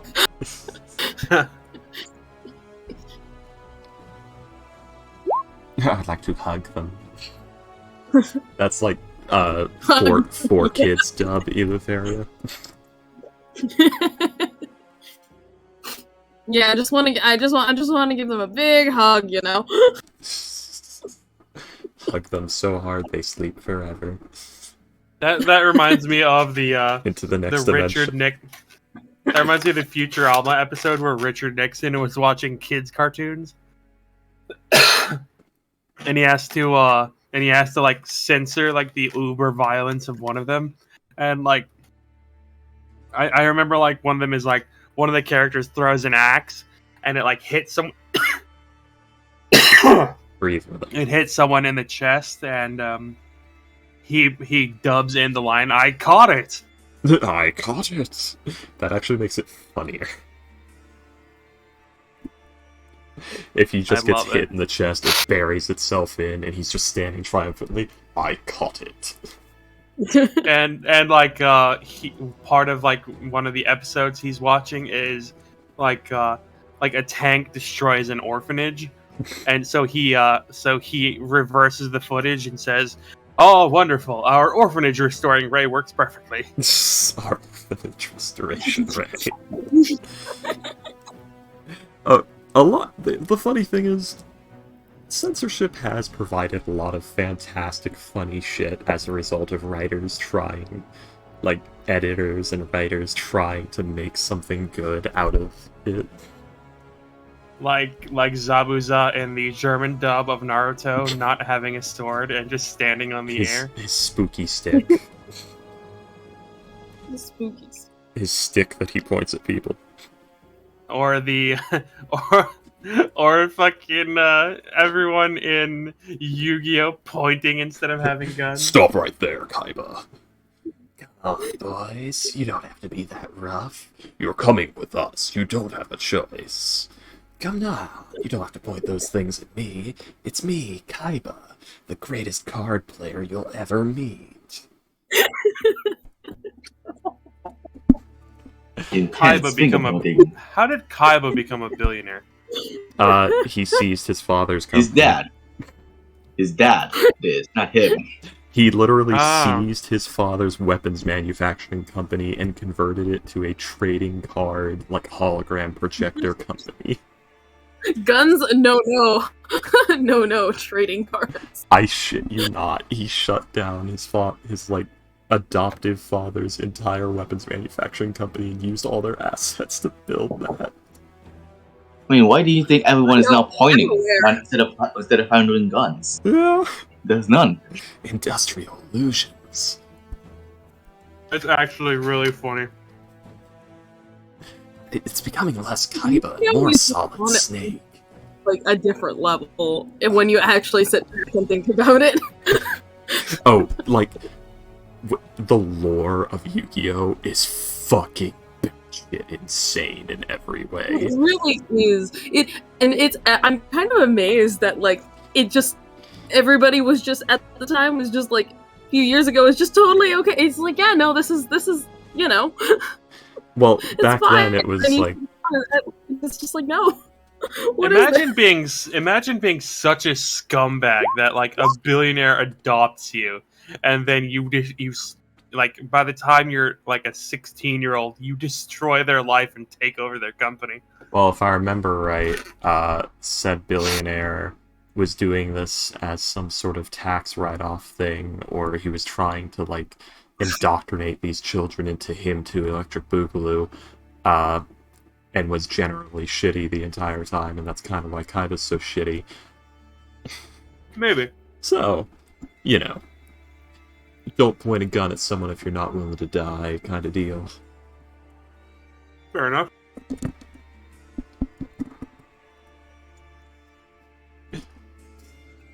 Anyway.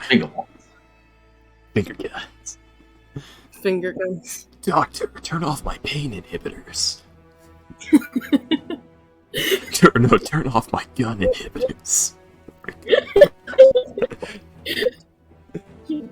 When your DM finally allows artificers in the game, turn off my gun inhibitors. There we go. That is actually one of like the funniest parts of the original Metal Gear, and also one that makes the least sense. Where Naomi is like, she coughs. She coughs more. Excuse me.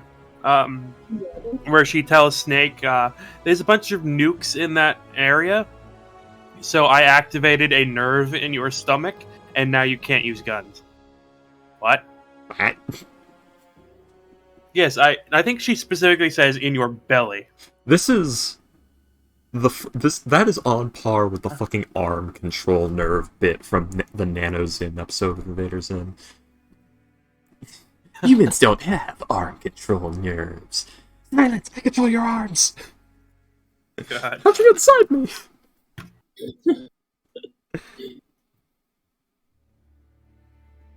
God. So yeah. You guys will head out early the next day. Yes. Some muscle power. Pythor wants to keep the babies alive so that they can grow up and he can kill them later. I side with Pythor. Yeah. It was astonishing. You guys talked me with their into the hunting more than the moment Pythor said. It was literally... It was like, yes, you have a good point. We should exterminate them. I want to leave them alive so I can hunt them later. I side with Pythor. Man, if only Ghost was here. It was that fucking fast. Whatever you decide to do. I mean, it'll definitely be more interesting if you let them leave a little longer, I suppose. But we should probably focus on getting all this back to the ship. Wow, Freaky, you made like this like I won't see them anymore, so I don't care. badass like Greek warrior woman. Neat, that's so great. No, I made a simp. I mean, I've kind of done the same thing with Oblong. You have, yes. He's very cringe. As expected. Feels a little cringe. Edge. My edge inhibitors. I have been consuming Revengeance memes as of late, and that's trapped in... I'm going to be making inhibitors jokes for a month. I'm sorry. So yeah, after you guys leave the island of the Chimera, where do you want to go? Back to the island of Chimera. Fair enough. Okay, so where the fuck are we? We need more crew. So where are we right now? What's closest to us? No matter where you go, it takes 3 days. I hate that. That's so fucking lazy. I guess we can go to Mitros. Okay. Anyone? Yeah. Anyone? Questions? Concerns? Nope. Thoughts? Ideas? Yeah, sure. I think Elysia will be closer, but sure. Evidently, it takes the same amount of time no matter what, and Arisia smells. Wow. Okay. Hey, comical, fuck your homeland. Yeah.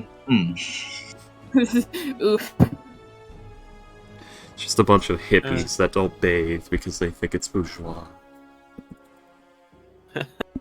What? What? Freaky's mad that Arisia's the Sparta allegory and not fucking Astora, the place built and run by the god of battle and war. So, you guys will head back to Mitros. It will take 2 days. Let me see. Yeah.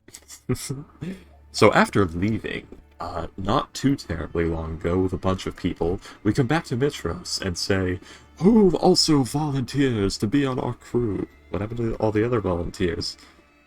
Not important. Don't worry about it. Yes. Yes.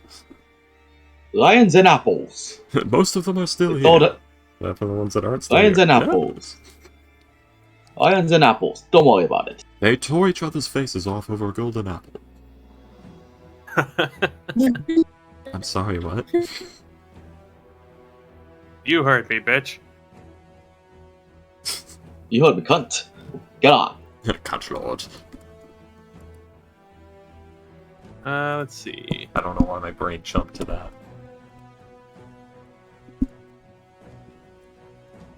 Ba-ba-da-ba-da.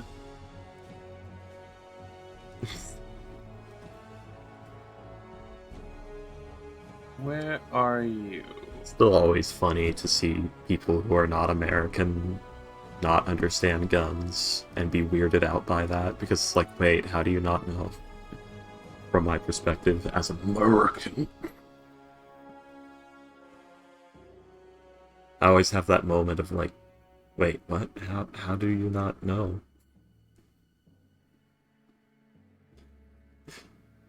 Do they not teach you how guns work in school? And as you guys arrive... Oh god, God. is Kitaman actually here? Are we dying? No. No, he's not actually Is he there. Godzilla-ing Mitros into oblivion?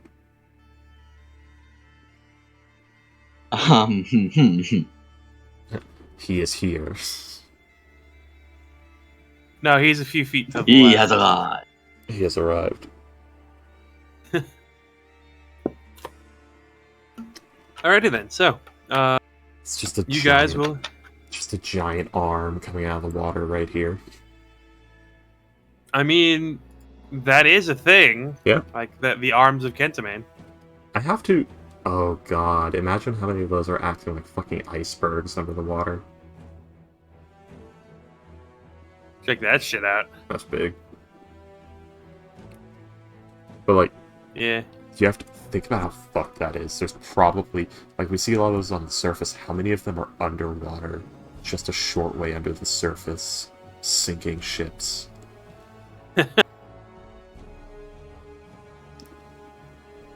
Yeah. That fucked you. Oh. How did we get crew again? I wasn't here for that. Watch and learn. People basically just walked onto the ship and said, we're going. As Eutharius steps off the ship with full And- fanfare. Yeah, as soon as, begins like, you telling guys get on... tales to the crowd. Yeah, as soon as you guys, like, get onto the ship, like, there is a crowd, like, at your guys' dock. Literally steps off the ship, points at a tavern, like at like a square, and says, "Gather drinks, gather people. I have tales of adventure and opportunity." And, yeah, people are like, yeah. And then we fill the heads of promising young, want-to-be adventurers with tales of wonderment and glory, and indoctrinate them and bring them back to our ship to work for us for free as interns.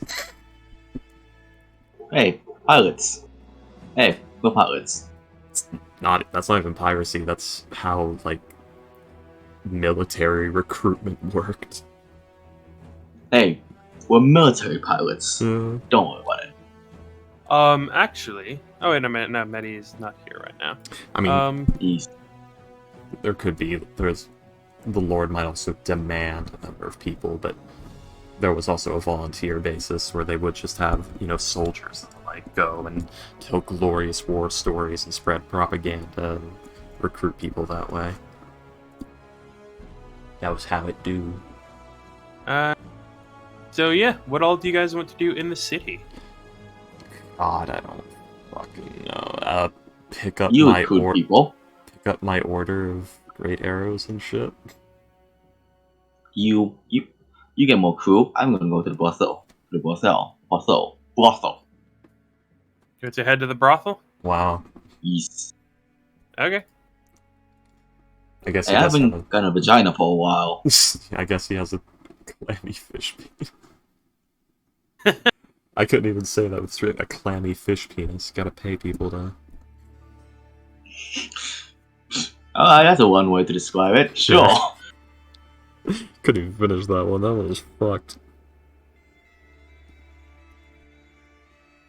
You broke yourself. That's all. I That's did. all That you one. can That say. one made me. I'm laughing too hard.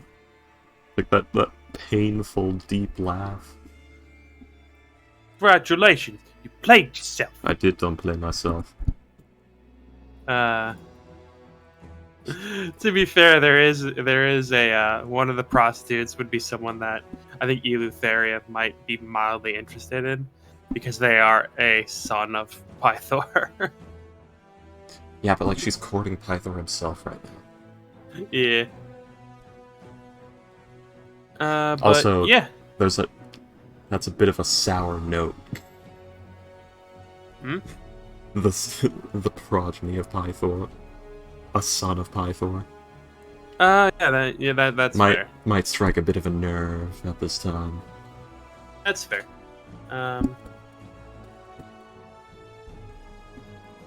Shut up, Norton Security. You don't own my computer. I'm not restarting. Restart now! So, if you wish to go to the brothel, I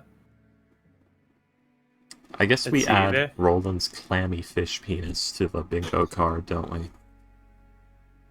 The, like, phrases I didn't think I'd say bingo card. there is it's the Axios, son of Narcissus. Oh shit, of Narcissus? I didn't know Narcissus was here. No, like, Narcissus was here in this setting.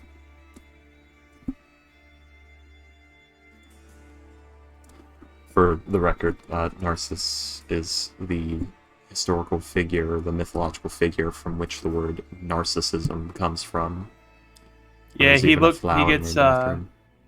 Yeah, he gets tricked into looking at a pool, and he just wastes away. Yeah. That's okay, also some where the reflection. story of Echo the nymph comes from. Yeah.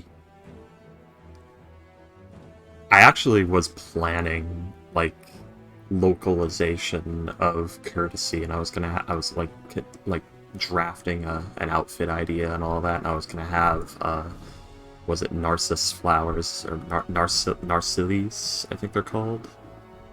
Like the flowers that are based off Narcissus. I was gonna have like a crown of those or something included in it, or like brooches and stuff of those made of gold were going to be incorporated. Just aspects of narcissism and Narcissus were going to be incorporated into it. I never finished it.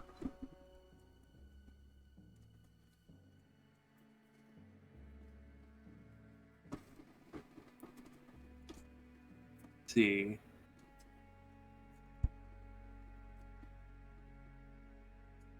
We all went too long without just hanging out, and now there's a bunch of silly birds and stuff to say.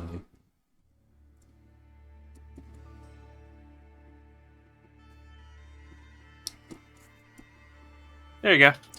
Oh my god, guys. We go into disguise, we find the richest person in enemy territory we can find, and we present the apple, and we say, how much is it worth to you? Could do that, yes. Yeah. Just bankrupt them.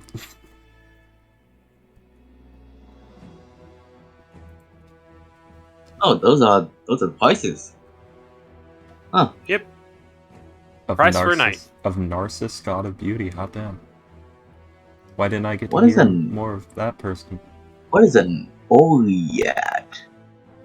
An Oread is a mountain nymph. Oh. Oh wow. An Aura is a sky nymph, a Naiad is a river nymph, and a Nereid is a sea nymph. Now you know that one. Okay. So let's see. Oh, there's a bunch. There's a bunch of nymphs. They're very popular. They're like Twi'leks in Star Wars. I wonder how Eleutheria feels about the fact that Cillian had sex with Pythor within like an hour or two of meeting him. Do you have any idea how dense Eleutheria can be at times? She doesn't know.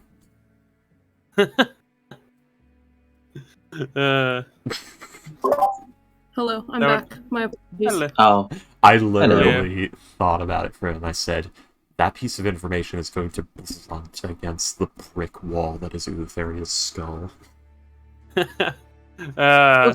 What did I miss? There's a lot of prices. Roland went to a whorehouse. Amazing. Yeah. Yes, and the prospect of Roland's clammy fish penis came up. And was added to the bingo card of things I didn't think I would say. You brought it up yourself. I don't did. Don't make it like anyone else. Yeah, did. you guys made it back to the city. I assume that Eleutheria, one of the first things you do is head to the palace to get that reward. I must first parade the heads through the streets while telling stories. Celine will come with you and partake of the free alcohol. Yes. Good. And what about you, Nick? What are you doing? Alright, Aurea mentioned, before we got off at the island of the Chimera, something about something being suddenly ready, so before I do anything, I would go check in with him. Okay. So I assume you're doing this on the 2 days to get to the ship. Yes. During the 2 days to get to the place, to the city rather. Yeah. Yeah. You'll find him in the ship. Yeah, he's in a little corner of the place.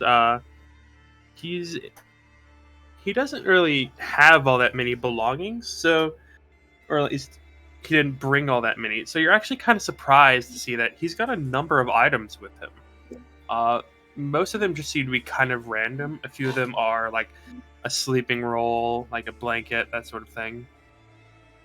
But he's got like a merchant scale. He's got several vials. He's got a skipping stone for some reason. Just a bunch of little random items. Like you see, he has a music box. Okay.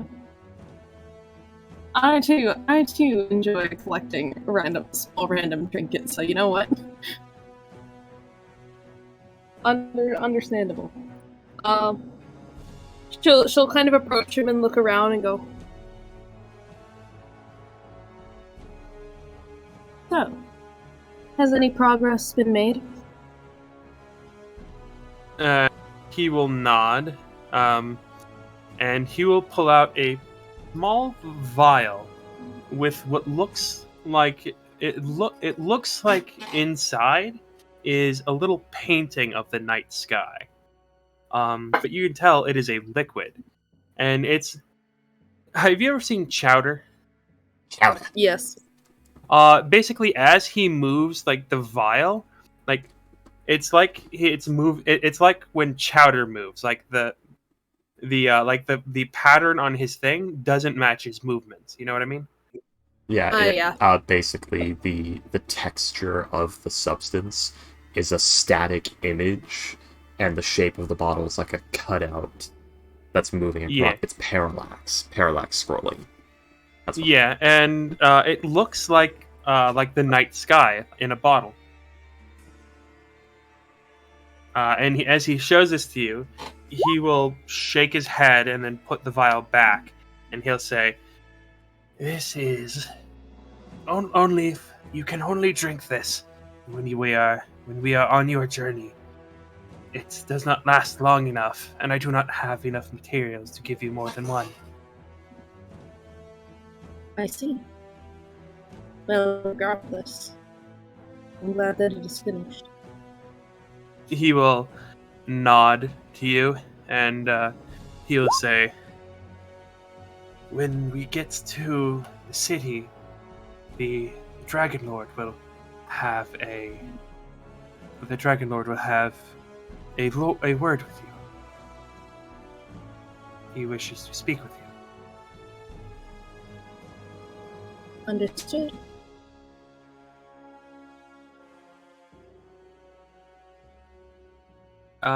Yeah. God damn it, Freaky. What? Uh, What? He's already lost his fucking can't see shit like an old god. I love that. That is fantastic. I'm gonna save that. I love that. 10 out of 10. I should really stop having shit posting open when I'm trying to. Yeah.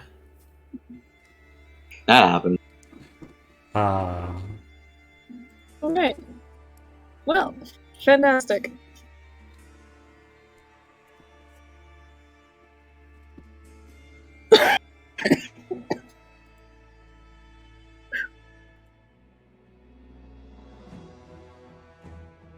Well, that's kind of... Alright. As far as that goes, then at the city, I guess I'm finding the one that wanted to talk to me. Because oh boy.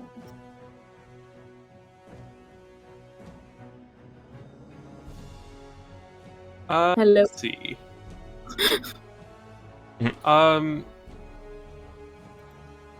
You might assume Estor Archelander wants to talk to you, as he was a Dragon Lord. But as you guys get to the city, there's no word from him, and it's kind of strange.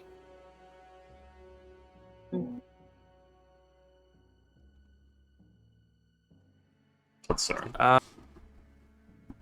He barely might not talks to me. Yeah, he's probably not the one who was being talked about. You get the feeling that if it was Estor Archelander, if he hasn't talked to you yet, he's not the one who wanted to talk to you.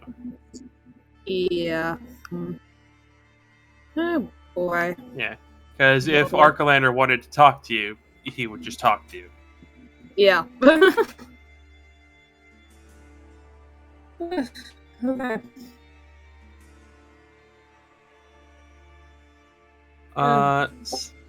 But yeah.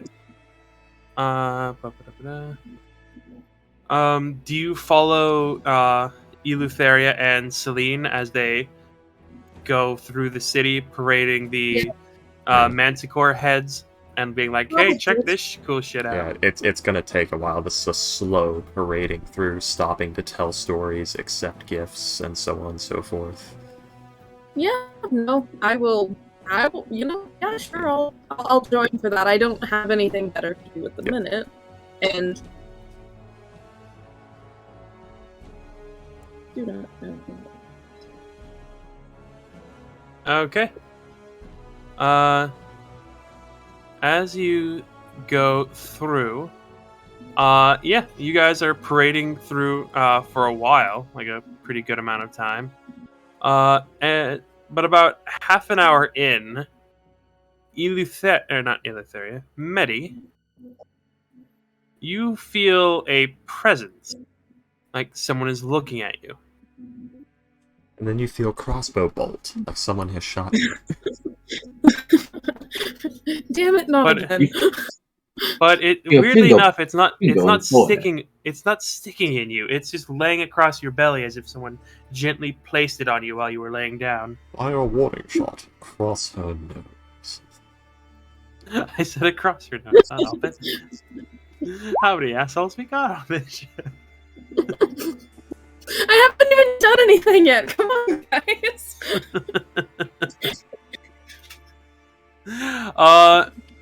And you would feel this sensation coming from an alley. Oh boy, sketchy alley. It's fun.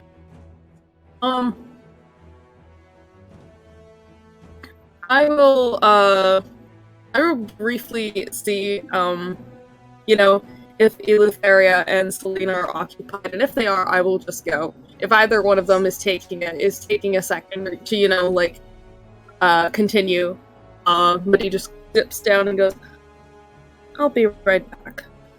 There's something I need to briefly attend to. Right. Yeah. Very well. And in the meantime, and I will pop off, or I will take, I'll take the dagger, and I will once again remove a little bit of hair, and I will hand it off to Selena and go, you know what to do with this. Yeah, she'll tie it around one of her horns, and keep going, keep drinking, have fun. Lovely. Okay. And as you head into the alley, let's see.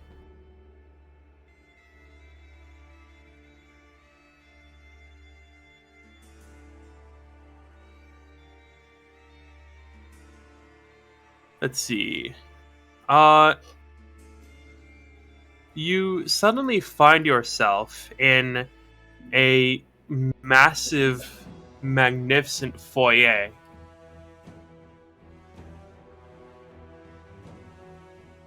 The inside is clean, fresh, warm. You don't hear any of the celebration that was just behind you. And as you look in front of you, it looks like a rather large library, as well as a single table. And you see that there are what seem to be, you see several books, picking themselves up and ferrying themselves across the room. You see, various tool implements cleaning the books, repairing the books. You see on the table there is food being set out, delicious looking food in insane quantities. All right. And at the head of the table, in a chair that looks almost like a throne, you see a man in very heavy robes. He does not look good. He has wrinkled, leathery skin, almost like a corpse. He had his eyes are. He doesn't have eyes. He has a pair of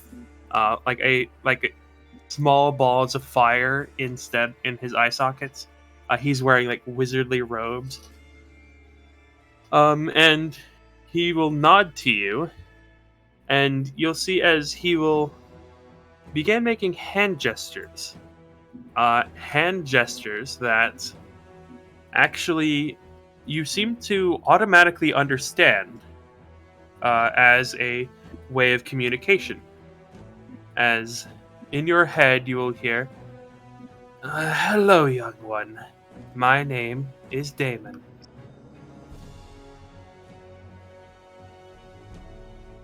I was once one of the I am the guardian of the necropolis at Telemach, the place where most of the dragon lords are buried, where their graves lay.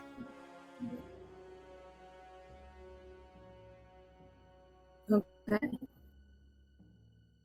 I know of what you are. I know of not everything, but enough.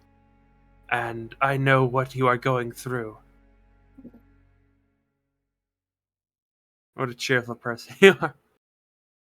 I know the pain of loss. I know, as I've lost many, many of my friends, as you might be able to guess. Yeah, this guy is very obviously like his body is not the body of a living person. He is a lich, but I do not think your character would know what that is. Well, I Probably guess not. In this joyful setting, person to in be fact, around. yeah, in this setting, I would assume that nobody knows what that is, except maybe Eleutheria. Not Eleutheria, Lutheria, not Eleutheria. Oh, okay, I was about to say how. And maybe like a few very high-level wizards, but lichdom is a secret that was lost a long time ago in this place. But yeah, he says, "I am Damon. I am the keeper of the. I am the keeper of the Dragon Lord's crypt, and I know what you have gone through. I've lost many people that I love as well, and I know of your power and your destiny, and I have come to offer to you a gift of knowledge."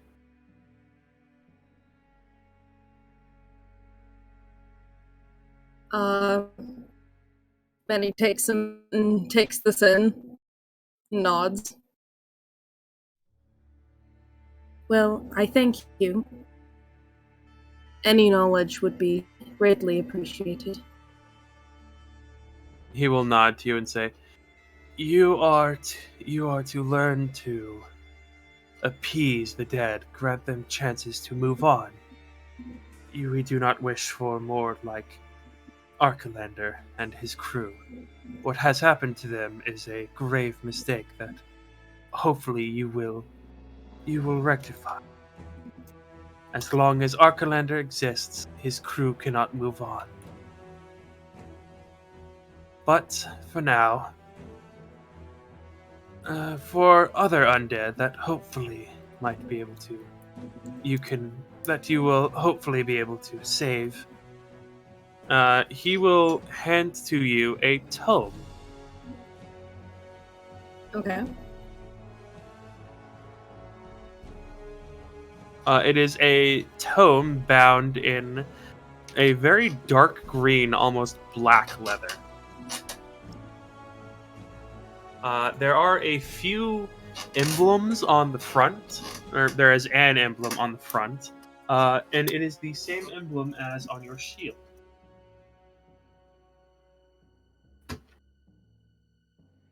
Okay.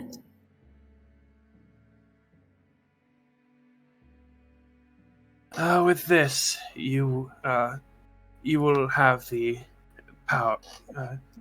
It will grant you the knowledge to appease the dead.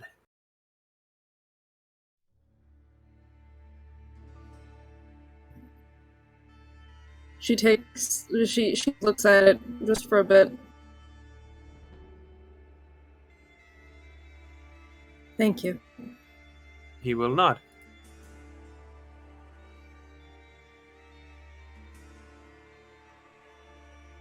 I will certainly do what I can. After all, the dead deserve to rest peacefully, not in eternal turmoil.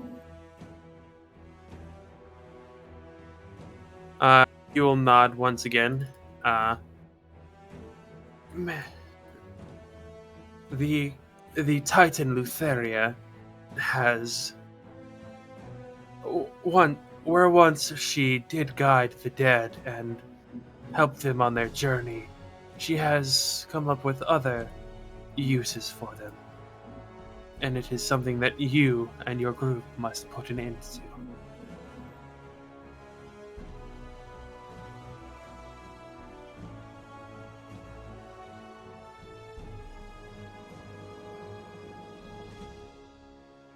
She gives him a bow. Respectful one. Is And he will bow to you as well.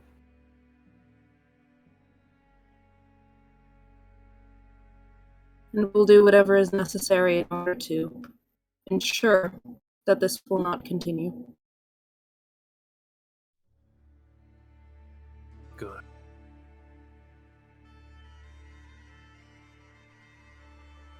And he will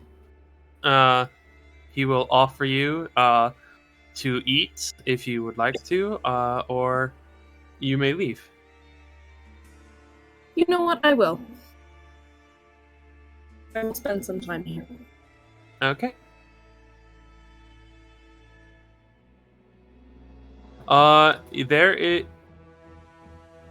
There is enough food here for a 9-course meal for 100 people. Incredible. I've not eaten in hundreds of years. I forget how much you need.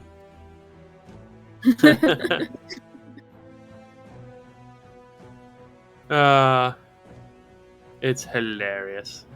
This is a spell that is just bonkers. I love it. Oh, it's not Hero's Feast, the one from this, isn't it? No, it's Morden Kanan's Magnificent Mansion. Oh, yes. Oh, yeah.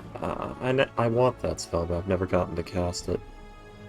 8th level, man. Awesome. It's so awesome, honestly. No, it's 7th level. Never mind. I love how Boxtrot's claims not to be a furry, yet all of his own Twitter is #furry, #furry art, #furry fandom. He's just embarrassed. It's fine. Yeah. We can never let him live it down.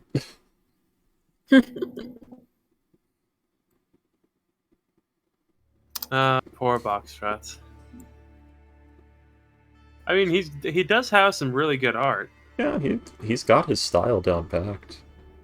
Yeah. It's not anything I like, but it is a specified style, and he does it well.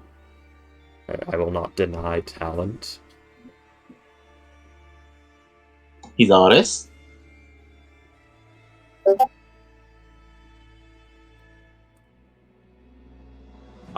Then.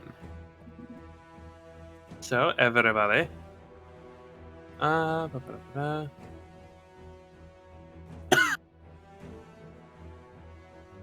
Yeah. You will spend some time there. Medi, eating. You can basically stuff yourself as much as you want. It doesn't really matter. And you can spend, I believe, you can spend up to, let's say about. You can spend up to 16 hours there, if you wish to. Yeah. I'll probably spend like a good 2 hours. You know, nothing, not terribly long to cause concern, but still spend some time, and maybe just, you know, some idle conversation regarding, you know, losing things like friends and whatnot. Just because this is kind of the first interaction where she's been like, okay, and probably, you know, openly is discussing, or maybe even openly discusses, the situation with Ruth. Yep. But yeah, no, probably spends 2 hours, then goes and is like, and uses the token to find where Celine is at, just with a, alright, sorry that took so long. What exactly are you? Celine and Eleutheria are probably just like We've in a probably bar made somewhere it like talking. 30 feet down the street. I don't know about 30 feet, but like we're probably like at a bar at this point. Oh, I just thought we were. I'm sorry. I thought we were doing like a soldiery parade thing on our, like we're taking the heads down to the palace on carts while parading down the streets and telling stories of the battles. I mean, well, To yeah, draw but like in it's new been people. like a couple of hours. Yeah, that's part of how it do. I mean, 30 feet. Oh, wait, it's been a couple of hours from when she left, or Yeah, she's altogether? been gone a couple of hours. Oh, we've probably fucking reached the palace by now. Yeah, that's what I was saying. I didn't know that. No, I think I it's thought you meant all just together. a few hours. That's an obscene amount of I'll be time right back. everywhere. Damn it, William. There we go. Let's see.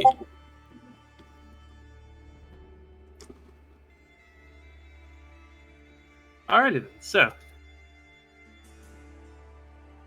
We haven't calculated that yet. yeah. How many gold? Yes. So, yeah. At the palace, Queen Valis will like greet you guys, as well as will King Acastus. King Acastus will make like. King Acastus will like come down the steps and say, "Oh, wonderful! The heroes of the prophecy making time out of their busy schedules to clear the island of such terrible creatures. It is such a heroic act for the countless ships that have been lost." And you'll see as the after he finishes talking, the silver dragon that is behind him like gives a roar of what many people seem to believe a roar of what can be assumed to be appreciation, like as it like gives off like its breath weapon up into the air, and like the crowd is eating this up. They're loving it. It's snowing for the next 20 seconds. It's cold as fuck. I mean, that might be something that people enjoy. It's a port city and like a Greek-inspired place. Like, No, it's it's probably just saying- hot as fuck. Yeah, I know I'm saying the breath weapon being fired into the air. Actually, it's probably Oh, sleeting, yeah. not snowing. But Sudden yeah, condensation and freezing out of nowhere. yeah. He will welcome you each. He'll welcome you into the palace, and he will announce a citywide celebration for the heroes of the prophecy getting rid of the chimeras. Where is Pythor? Did he accompany on the parade?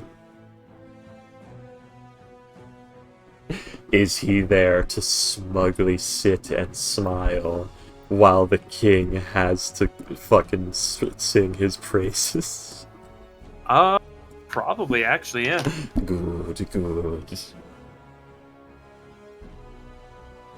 As it should be. And he will bring you all into the palace, and yeah, you will you'll be set up like at a banquet, and eventually like a chest with 1,000 gold, a small chest with 1,000 gold in it, will be presented to you all. Yes, a coffer. Yes, yes. Oh yeah, a small coffer with 1,000 gold will be presented to all of you. This bounty will serve well.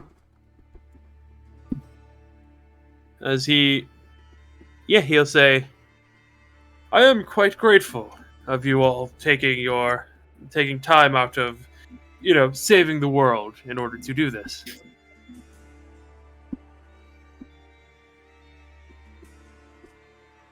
brain returned to me. If the trade routes are dead and we save the world only for everyone to starve, it wouldn't be worth much, would it? Oh, most certainly. And yeah, he just nods at you, and like what you can tell is like a somewhat patronizing way. As he will, yeah, there is a small banquet for you guys, and there is a party outside. As he grants you guys the 1,000 gold. My lords, is it not a bit rude to deny a procession a place at this celebration? Let's see. The shit-eating grin expands. Come on, let the dirty streetwalkers into your palace, king. Let's see. He will smile at you, and he will say, "There will be ample celebration through the city, as well as much provided by the palace. There is no need for them to be cooped up in this stuffy old place." As he gives you a smile as well. Okay, no, not gonna push any further than that right now.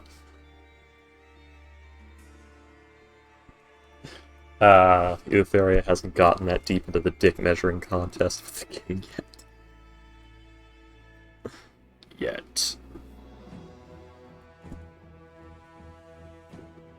There's no open feuding at this point.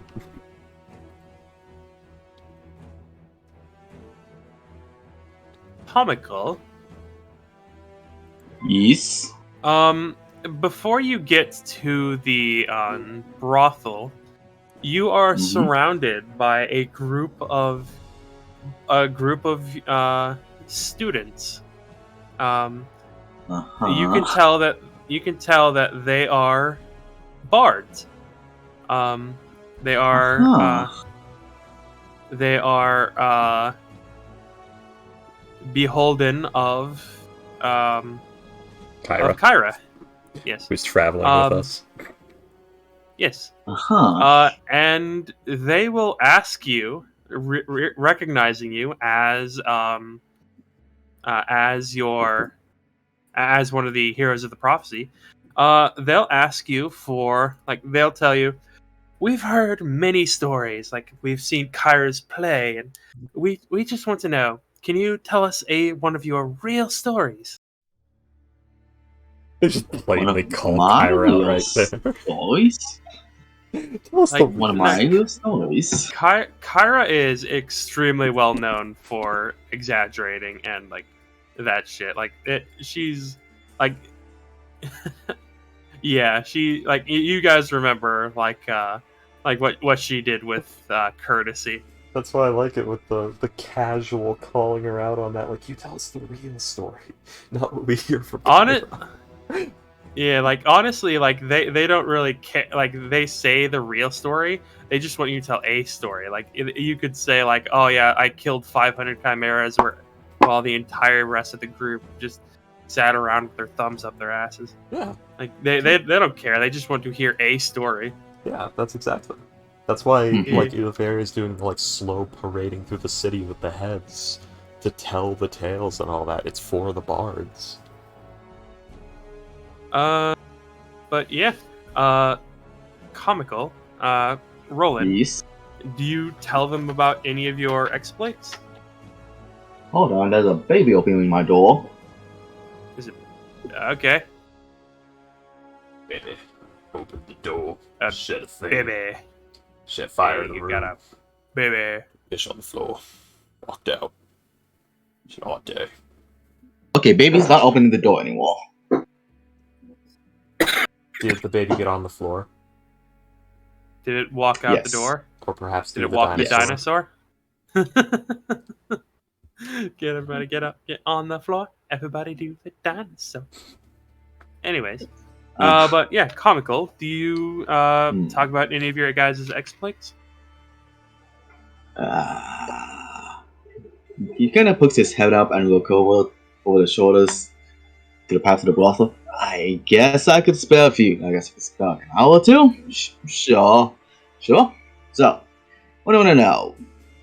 Balls, cameras, golden lions, golden apples.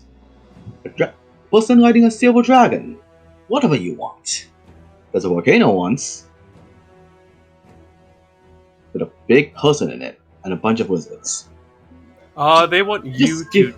They want you to choose a story to tell. See, this is hard because I hardly know what happened in between.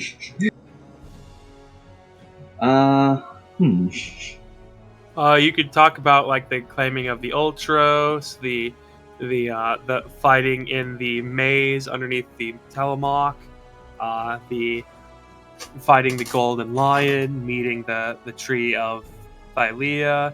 You could talk about like the fighting an army of lizard folk in the Fire Island. You could talk about putting a queen on a throne in the island of Thylea. No, not the island of Themis. Meeting the cat on Scorpion Island. Man, we've already done like 6 legendary hero things. Holy shit. Let's tell the story. Let's tell like a. Jesus, that's a lot.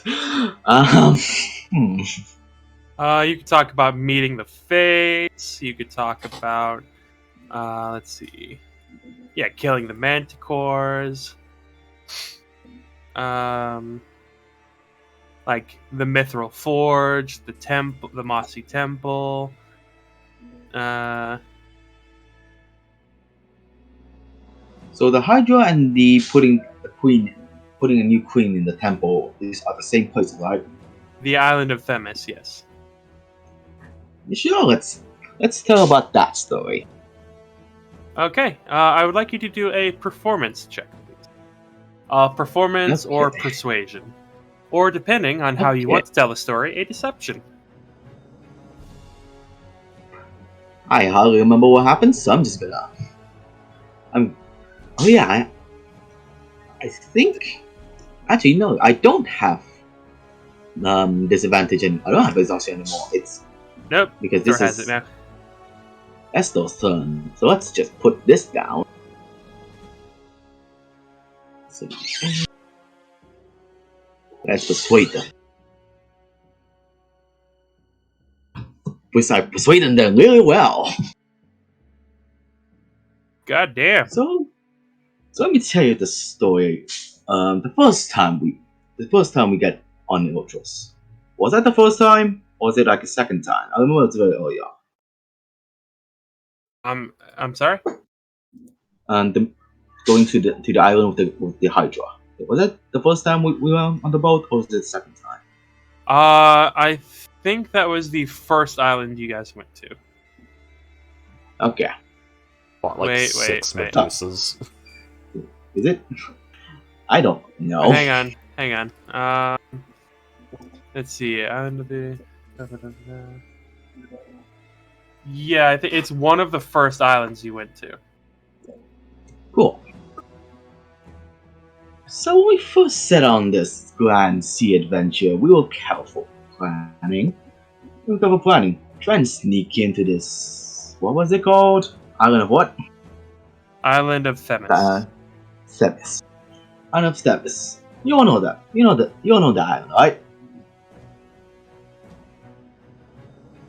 They'll nod. Mm-hmm. So did you also know that under the temple there's a Hydra? Now, those dragons with multiple heads and just splits when one's cut off. And that was the first experience going on that adventure. On a very cramped room, under the water, somehow. Themis fires Scorpion Fate's hard yellow camera. Yeah, I think that's how it went. So I don't actually know what happened in the fight. I wasn't there for that, but we did kill it. And then we went, Things went rather well. yeah, and then we went up and fought a bunch of Amazonians. Was it? Amazon. Were they Yeah, it was the Amazons. Yeah. And we fought a bunch of Amazons, like way too many. We didn't die. Apart from one time when a Medusa turned me into stone. Now I don't look like a statue right now, but let me tell you, I did turn to stone. It was a Turned me weird into a experience. newt. A newt. I Oh, got bad. better. I was hard for a good few seconds. Then my body turned back to a fishy lump. A fishy lump. A fishy God stick, damn if it. you would. Yes. Okay, I actually don't remember what happened next. That's like the main part that I remember. It's fine. It's fine. We fought the Hydra. That ruckus brought in some Amazonian contact that we fought. We killed all of that. Then we stormed another room and forced a surrender. We questioned them, then killed them. Then we moved on to the royal chambers, where we thought we were only gonna fight like 2 Medusa and a bunch of Amazonians. It proceeded to become 2 Medusa, a bunch of Amazonians, like 4 basilisks, and then another 2 Medusas and some maenads. It kept getting worse and worse and worse. We slaughtered everything, and then we left. Yeah. I don't know what happened after that, after we left.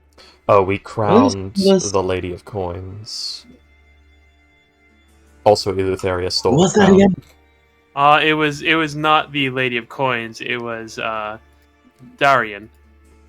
Was it? Oh, that's right. But yeah, so it was... Yeah, we had to leave the Lady of Coins there, and we crowned the claimant, Darian. Yeah, she was the queen of the original, or she was the daughter of the original queen, who was killed by the Medusas. Yeah. So yeah, we just raided the castle, killed a Hydra, killed a bunch of Amazonians, basilisks, Medusas, overthrew the kingdom, put a new one, and then just left. No, like a normal adventurer. But she didn't tell that one. Yet. Yeah. Let me tell you, this other time we went to this volcano. Apparently, Sidon, I think. Was that Sidon? I had them worshipping the lizards people. The lizards were worshiping the god in the volcano, but then they started. But the ones that were in the ones that were actually running the place decided to worship Sidon instead. But when you as soon as you finish your story about as soon as you finish your story about the island of Themis. Yeah, a pretty good number of them will like nod to you and thank you, and will head over and will they'll like leave talking about the stories they want to write about this or like the songs they want to read about this story. They have about 15 days of work to do now to convert all of that into bardic tales and songs. You're not wrong. Yep. Well, they're lucky they didn't catch me in the stuff. Anyway, here we go to the brothel. I made myself a vagina. Roland's Good vernacular, ladies and gentlemen. I like to imagine him just literally skipping down the road singing this out loud. I fully thought he was. Hey, Seems long time at sea. With barely any woman to do on the side. It messes with your mind. It messes with your mind. One's weird, one's very dirty and overused, and the other one's a fucking psycho. Yep.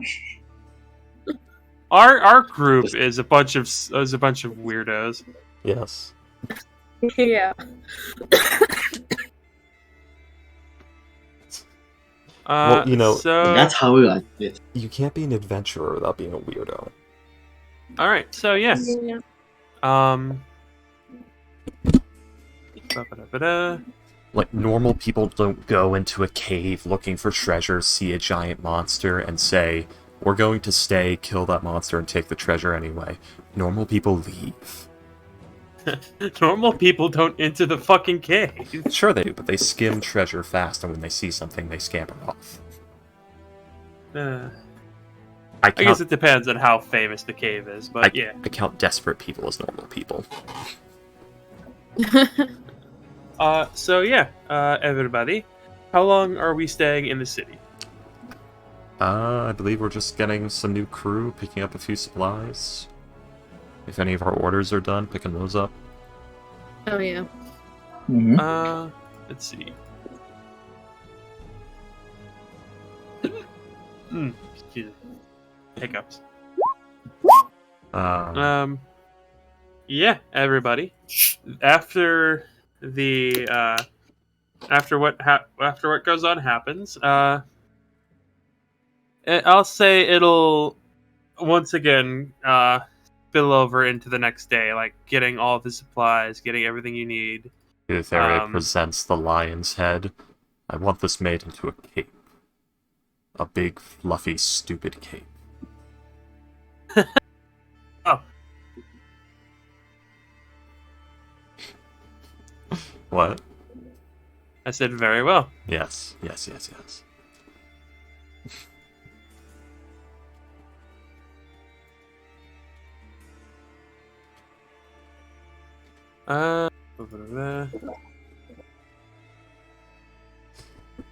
And as you guys are heading back through the city, back towards the ship after talking to King Acastus and getting like your money, you guys are stopped by a group of children. Halt! You have violated the law. Sorry. Yeah, you are stopped by a group of children, and one of them is like looking up at all of you, like somewhat unimpressed looking, as he's like, "Oi, you the heroes?" Why are you British, child? Because it's hilarious for me to have a Cockney accent. Exactly. Fuck you. We got some shite for you. Very well. It's literal shit. They throw it at us. And like you'll see as a group of 4 more orphans will like come out of an alleyway with a chest, and they'll like place it in front of you and open it up, and you see the shit Vulcan made for you. I love Vulcan's unpaid orphan workforce. The unpaid. Oh yes, child labor, delicious. Hey, yeah. Wonderful child labor. And it'll be Medi's +1 glaive, Celine's +1 adamantine necklace, Eleutheria's quiver of Nikolaios arrows, and Estor Basilius's adamantine pocket. Okay, so I don't have the +1 great arrows yet. No, I already gave you the arrows, remember? Oh, I've had those this whole time. Yeah. Yeah, remember Celine bought them, and she split them with you. Fair enough. Oh, Good, my I have the goodness. Oath-Sworn arrows. Excellent. Watch me end up not using them. I swear, if you don't Likely. use The thing is, I don't need 20 of them for that fight. Like 8 to 10 would have done. but I feel like it's better to have more than to have too little, you know? Yeah. I don't know, maybe I Better can to like over-prepare than under-prepare. maybe I can like the green hunter it and just fucking double knock arrows. And Avatar of her seeing some fuckers. and he'll say, right, well, get brought to your courtesy by the Guild of Orphan Couriers. You got any tips you'd like to give us? That'd be right proper. Flips them a gold coin, don't kill each other over it. They immediately start killing each other over it. Like he looks at like the gold coin with like a slightly raised eyebrow. Or he goes, right, and you'll see as they'll like close the like after all the stuff is taken out, they'll like close the trunk, like carry it off into an alley again. Just fucking tips these children 5 days full labor of an unskilled worker. Don't worry about it. Just 5 days wages for your average laborer as a tip. Alright, so you guys have 78. That's 780 gold. So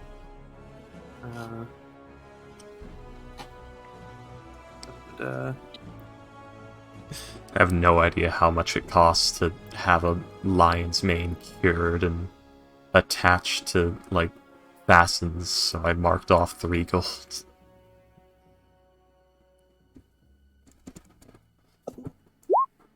let's see. Do law. So if we're so how are we doing like the gold? I think that's what's left of the coinage after paying your crew members for the work they did on the island. 22,620 gold. Yes. Mm-hmm.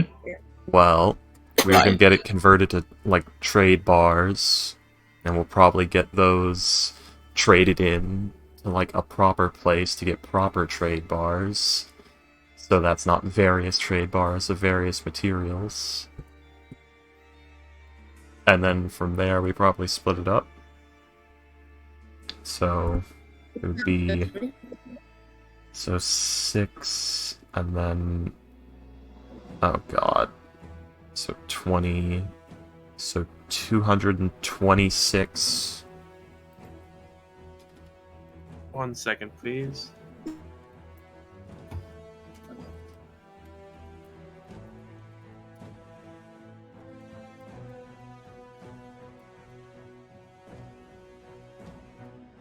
I think that's the math. There we are. If you also liquidate the treasures, then We were gonna do that separately. okay. Because treasures are sometimes eaten up as, like, spell components and shit like that. E. I would assume that we each get one of the rings for in case Roland wants to, warding bond. That's actually, yeah. I have no problem with that. We have so much Yeah. gold. I mean, that entirely Alright. depends on Roland if he wants to do that. I don't have it prepared right now, 150 but I GP guess. platinum ring. A single platinum ring.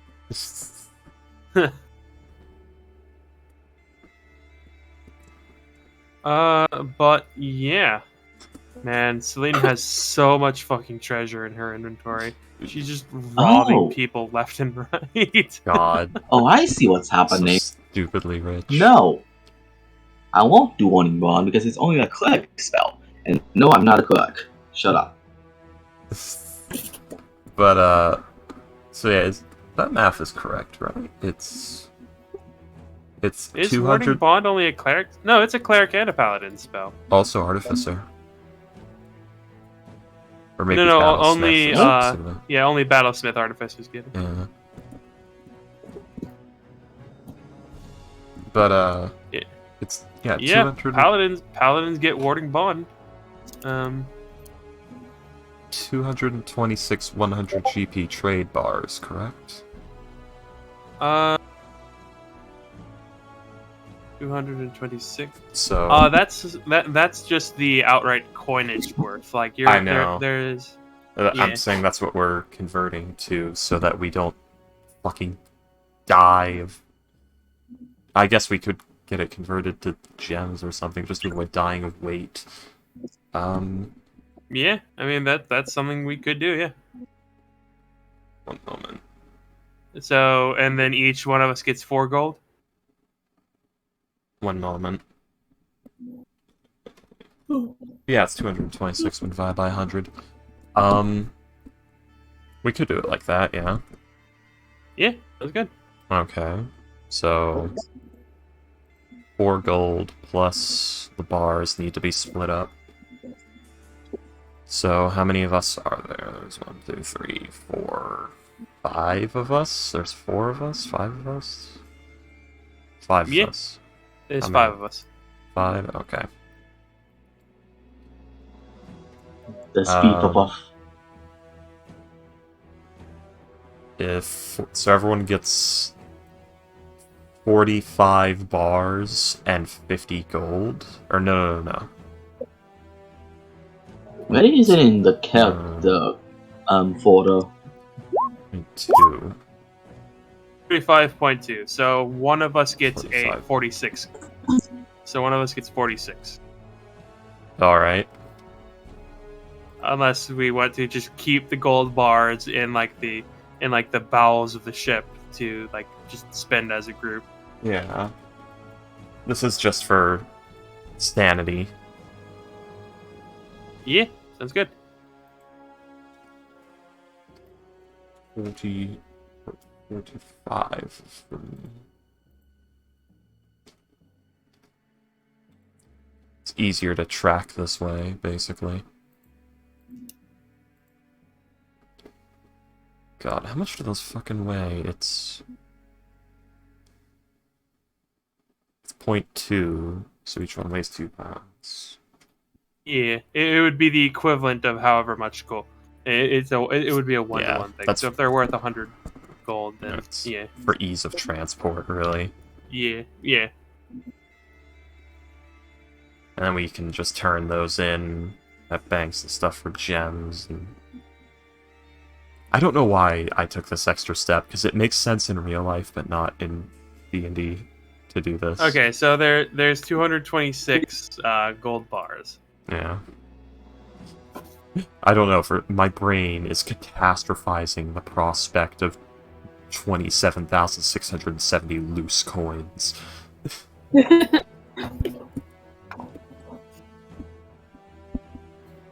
mental pain. Yeah, it hurts me to think about that. Here, I'll just go ahead and do this as well. Let's see. Well, that's... 25, 100 GP gems. 3 500 GP gem. The necklace. It's and 7 150 150 GP platinum rings. Let's see. Save, and I'll just go ahead and do that. It's a lot. You know what? You know what? Screw it. Here. I'm just gonna get this out of Celine's inventory. Oh god. I should do this as a chart.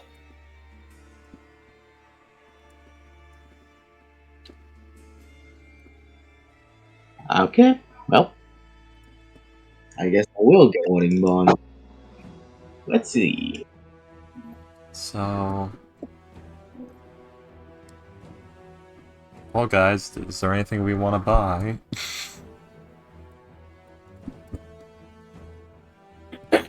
I'm pretty much out of attunement thought, so not really. Maybe more options.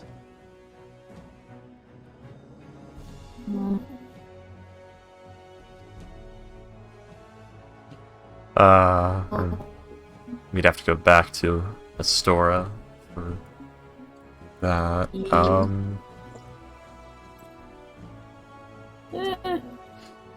This is the rough part about the way 5th edition campaigns work. There's so much cool stuff we could spend our money on, but the world is going to end any day now, so we don't have time. Yeah. Oh, man. Every campaign, the world's gonna end in narrative amount of time. Better hurry. Yeah, but I feel like this is one of those few times where if we did want to grow something, it would be now of all times when we're here. The problem is, like, let's say we do spend the fuck ton of money on, like, a boat or a house or something. We then leave and do nothing with those things. Yeah.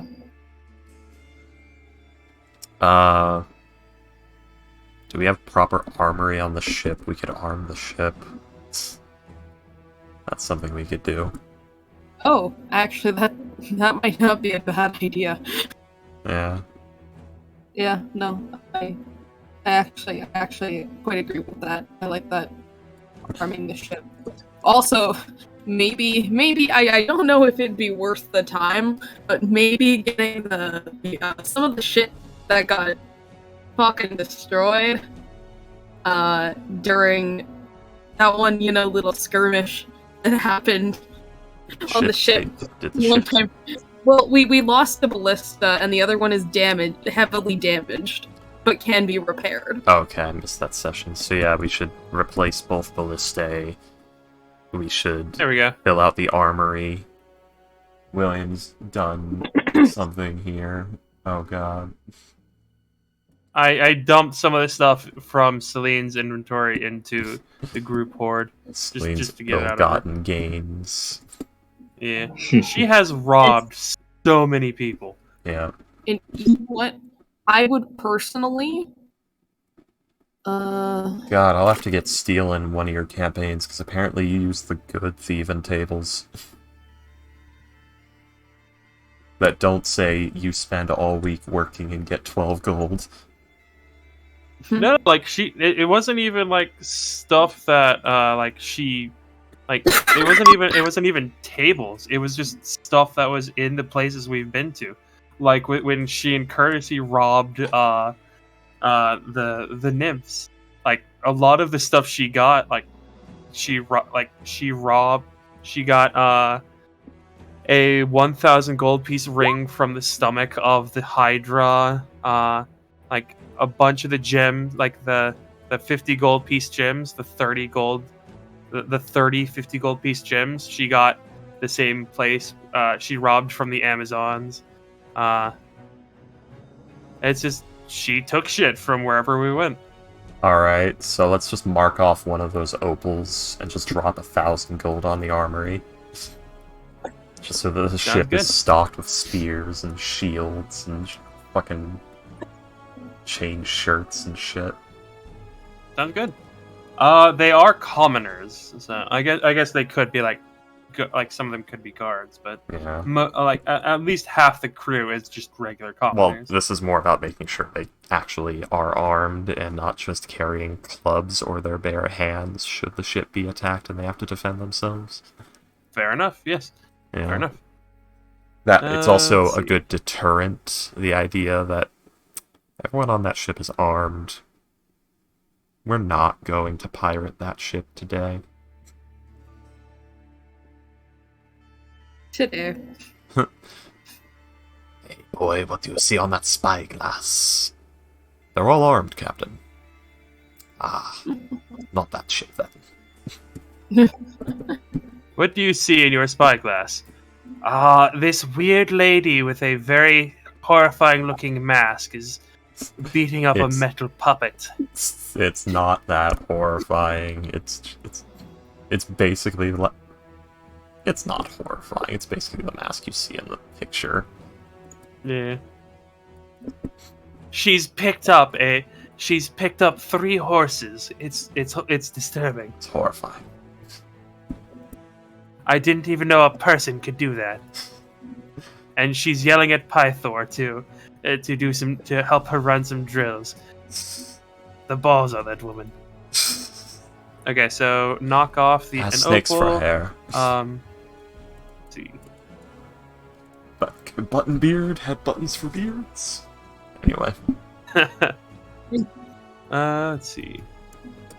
made up There we character go. that becomes canon. Armory worth one armory worth 1,000 gold pieces. Yeah, 1000 GP of various hand axes, spears, chain shirts, and shields. Oh yeah, Let's and see. did we get it? You know what? The Not crew? spears, javelins. Because those can I'm be thrown sorry, and can stab. I mean, you can throw and stab spears. Yeah, but spears don't have very good range. And they're also more expensive. Fair enough. I'm sorry, Nick. You got real robot-y. What did you say? Sorry. I was just saying, did we? You are still... I still cannot understand what you're saying. One day Nick will come home from the war.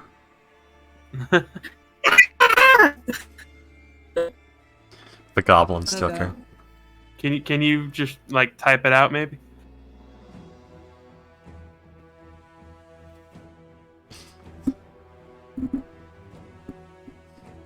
Let's see. Alright, so chain shirts is 75 gold. Oh, for fuck's sake. No, chain mail is 75 gold. Chain shirt is 50 gold. Oh, Am for I fuck's exist- sake. Welcome. Hey, you said Okay. better. Mm-hmm. Fantastic. Cool. I was just asking, like, we've gotten the extra crew we need, right? Like, that's all Yeah. said and Yeah, yes, you'd be very easily able to. I think we had to do turn this. some people away. Probably, yeah. yeah. Okay, cool.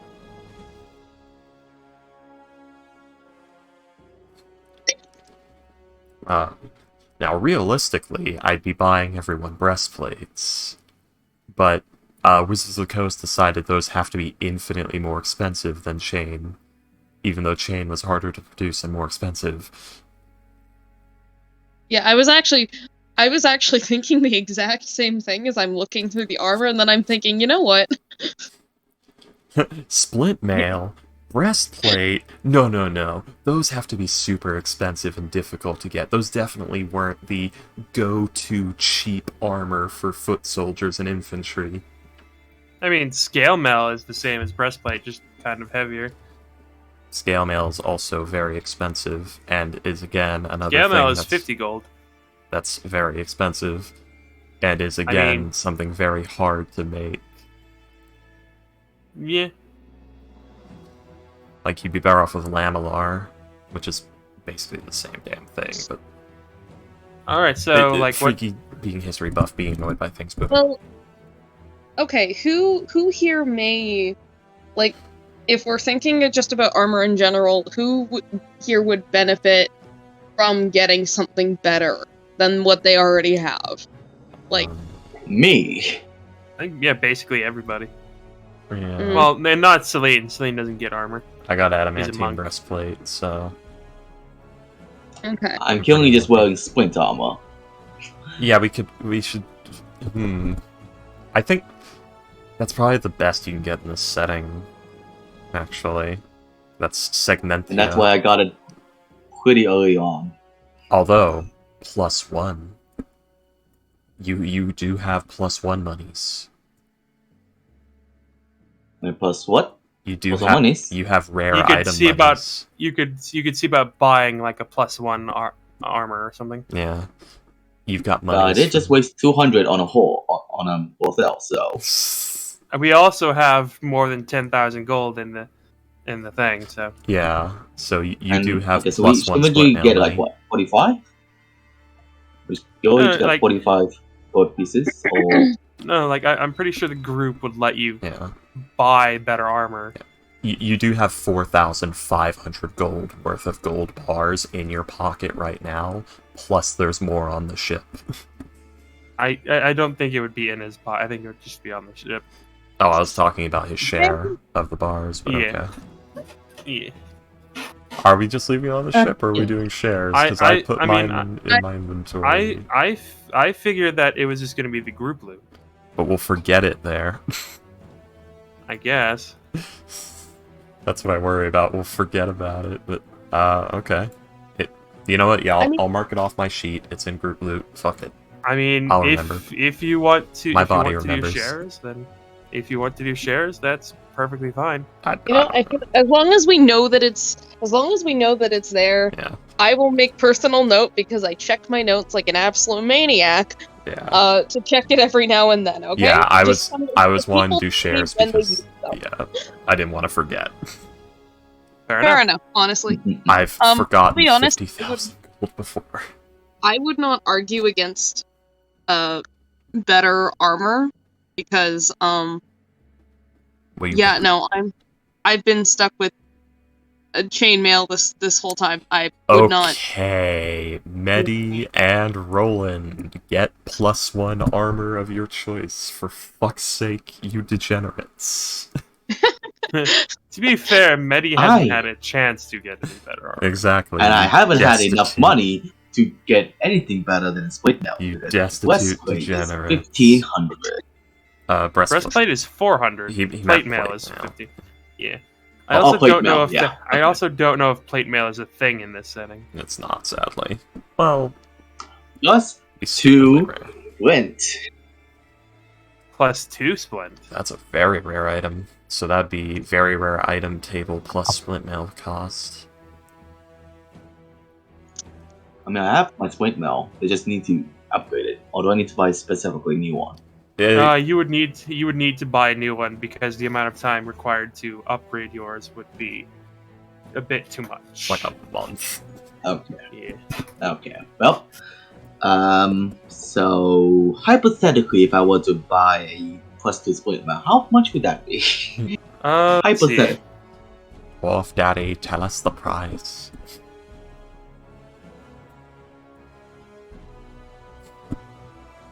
No one had anything to say to that. No, I'm sorry. I'm sitting here looking at all this shit and I'm going, I remember now why I always play spellcasters 24/7 because I don't have to deal with shit like armor and armor prices. I'm Painfully reminded. I'm pretty sure spell components and spell lists are just as bad. I mean, As a matter I guess of fact, I know for a fact they are worse. yes, but I've just been playing spellcasters so long that it's more of a secondhand nature to just kind of know what you need for shit. You are talking to someone whose favorite class is wizard, I understand. Yeah, you know, I was about to say, I feel like you understand what I mean here. Yes. Logistics is in my blood. My favorite class is Paladin. I never had any enough money for a plate mail, so Splint is the best I could do. Yeah, armor prices are... And recently I've thrown away the useful shield. I don't know why, but I've thrown it away for two-handed weapons. I don't know why. You like damage? Yeah, that is... It's not beneficially, but I like not having a shield aesthetically more. I like both. Like I keep it. I like a versatile weapon with a shield, and keeping a two-handed weapon on me. You've seen me play martials where I'm fucking dropping that shield and weapons on the ground mid-fight, drawing new weapons, picking shit back up. It's insane. Good way to go about it, honestly. Yeah, it's fun. Like, go ahead. Okay, so 19,000 for +2. Okay. It's realistic, because, like, in real fights, let's say you're, like, a knight in full plate with a polearm. Okay. If someone gets, like, too close, like, past the blade of that polearm, you don't try to back up. You drop that polearm and you draw a dagger. That's the real-life way of fighting. That is true. What are you doing here? You can pick the polearm back up. You can't pick your head back up. You can't unstab your So how much eye. is one gold ball factory worth? 100 GP each. You have 4,500 gold as your share, but each one of these 226, so that's 22,600 gold worth of bars. The amount here, I'll just post the amount of gold that's in the group hoard total. Yeah. There you go. That is the amount of gold that is. Like, if you liquidated everything into gold pieces, that's how much you have. Yeah. Okay. Fucking hell. Let's round that number out into 3,000. 30,000, not 3,000. I'm not gonna spend 33,000 just like now. 30,600. 30,000. 36,900, you mean? Let's spend 6,221. Let's make it a 30,000. Celine actually has more in her inventory that she didn't put. That 36. She's just been hoarding it. The most fucked up part is 36,900. A skilled artisan could work every day for their entire life and still not be able to afford a sailing ship, which is 50,000 gold. Okay.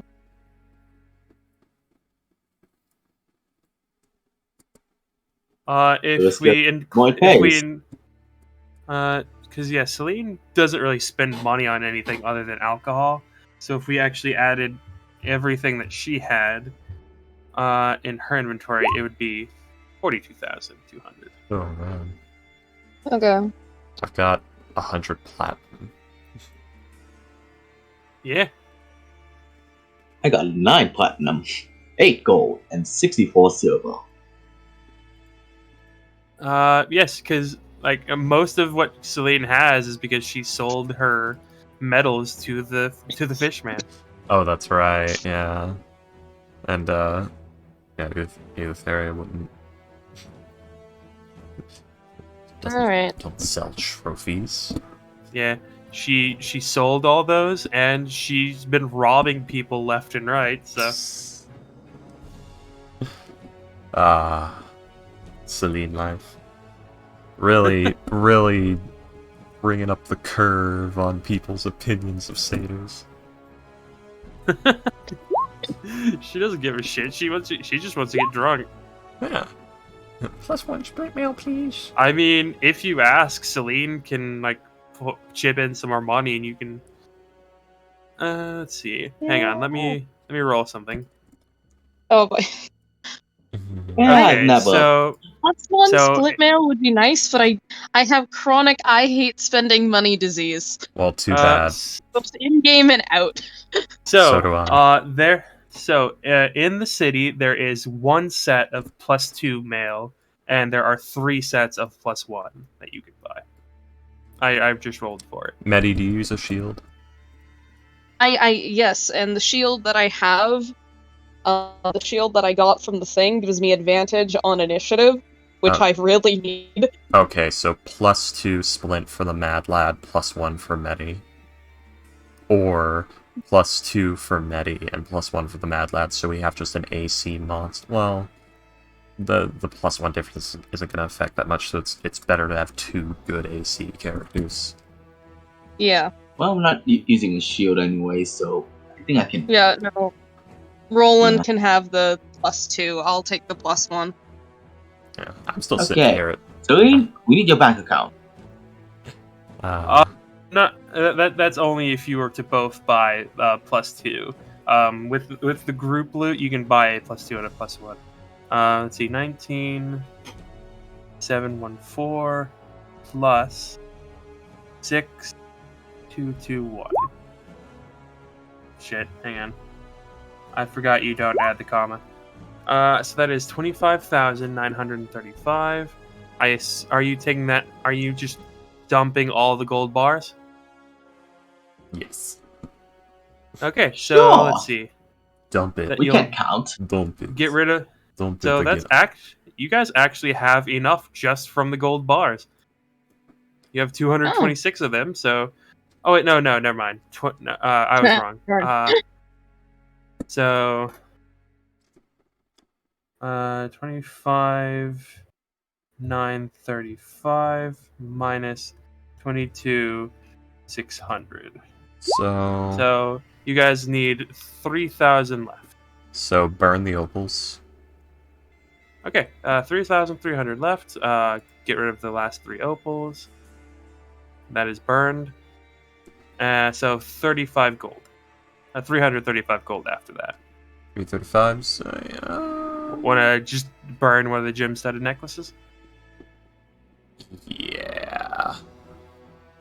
Okay. We're not jewelry people. So after that, you guys will have change of Granted, courtesy would be 165 gold, I believe. Courtesy would be wearing one of those necklaces if she was still here. Courtesy, we need that for funding. No. Yep, 165 gold back to you guys. It looks awful. All right. Why are you wearing it? It's fancy and expensive. Celine much prefers rings to necklaces. You know, yeah, Alright, Celine's gonna take one of those platinum rings. So I'm just gonna down it to 6. Oh, I had added one to mine. I thought we were doing the morning bond Yeah, no, thing. same. I thought okay. that all of us were claiming a platinum ring. Okay, so I'll down it to 2 then, just so that we all have. Yeah. Okay, cool. Yes. Thank you. Armor. All right. So who's getting the +2? I think Jesus. me. Yeah, Roland can have the +2. I have shield. Yeah. All right. So I'm gonna be the one buying the 2 of them, just We could- dumping our entire life savings into it. We could also get Medi a +1 shield. Isn't that uncommon? Afford that. Medi has a shield, her sentinel shield. She just got it. Oh, that's right. Well, let's replace it. There might be a +2 shield on there. You know what? Yeah, I'll think about it, but I think I'm gonna hang on to this one for now. Yeah, I mean, if your Advan- shield's already a +1, we can give it to fucking Etheria. Holding this shield, you have advantage on initiative rolls and wisdom perception checks. It's also mirrored, which is making me uneasy. Fear. You know, the Medusa The thing's lights on all the middle. fun and games, but that mask is for my Mirrors. protection too. Mirrors, my one weakness. Beers. But, yeah, that wait, mask what? is for Eutheria's protection as well as everyone else's. There we go. Prevents absent-minded, oh, mirror, let's check my hair. If Roland, if you are interested, 8 of the gems, 8 of the 100 gold piece gems are diamonds. Oh, shit. That's revivify each one of those, isn't it? Or raise dead. Yes. Revivify, I can- believe. Yeah, a little bit of Might be You worth think just, I have a Revivify right now? might be worth just handing those over to him. Oh, diamonds. Oh, it's 300 gold pieces for Revivify. Oh, So that's So- 2 castings of Revivify. we hand 6 of them over to him. Would Yep. be passed. Hang Okay. on. How many of the... Let me roll something. Ooh. That doesn't sound good. I think that actually did sound good, going by his inflection on it.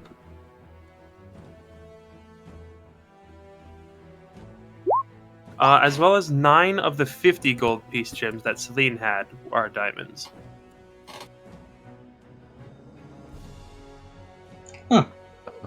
So that is 450. So you guys have 1,250 gold pieces worth of diamond. Hang on, let me double check that math. Yes. So yeah. Okay, so 6 of the 50 GP ones and 6 of the 100 GP ones. So we just break that down to Revivify diamonds, which is... Well, we have 6 castings of Revivify from that? Yeah. You have 4 castings worth. Yeah. I can math. I definitely am not full of coffee and fireball right now. Regretting some life decisions will probably come later. So yeah, 8 if you get all 8 of the 100 gold piece gems and 8 of the 50 gold piece gems, that equals 4 castings. Remember when, like, we were doing word problems like this at school and we said, God, this is so stupid, why does it have to be written like this? Fast forward to playing D&D. I was saying that about sine and cosine. Anywho. I would say that to chemistry. I hate chemistry. I loved chemistry until stoichiometry got involved. So I'm gonna go ahead and let's see. Diamonds, 108. I want to learn chemical properties, not how to measure those chemicals in exact amounts for fucking synthesizing of like, fucking compounds. Fuck you.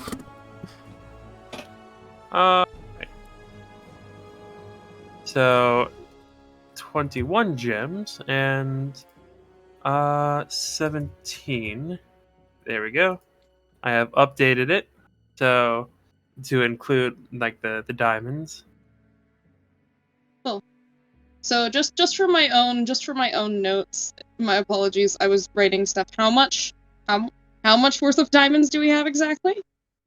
You have worth of diamonds 1,250 gold. Sticks. So 4 castings worth of Revivify.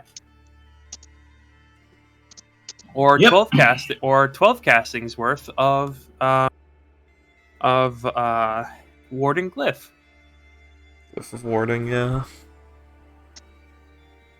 I actually do have warding. The problem is we don't have too terribly much use for it other than putting some wards on the ship. Put it on the gangplank so that the next creature that has it goes up in flames. Damn. Roland does that, and then he immediately heads down the gangplank, forgetting. Well, you know, that does... It brings up the question about the ruling on, like, Glyph of Warding being moved from the spot it was cast, and if that's planar global positioning everywhere or relative to the surface. I personally would say relative. Okay. Yeah, it's like, can you put Glyph of Warding on a moving car and stuff like that? I mean, I would say no. It would be off in the distance before you could complete it. If you stopped it and then had it move. Why would it be off in the distance before you can complete it? It's... Because if it's moving, it's going away. Oh, Haha, William, haha. You stupid motherfucker. I have a very funny story about Glyph of Warding. So, you know how with Tomb of Annihilation, you can go find what's-his-name's office, right? Withers? Yes. So, yeah. So, what we did...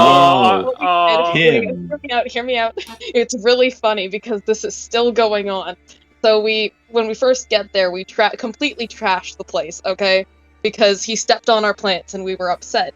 But we put a Glyph of Warding, under his desk or something.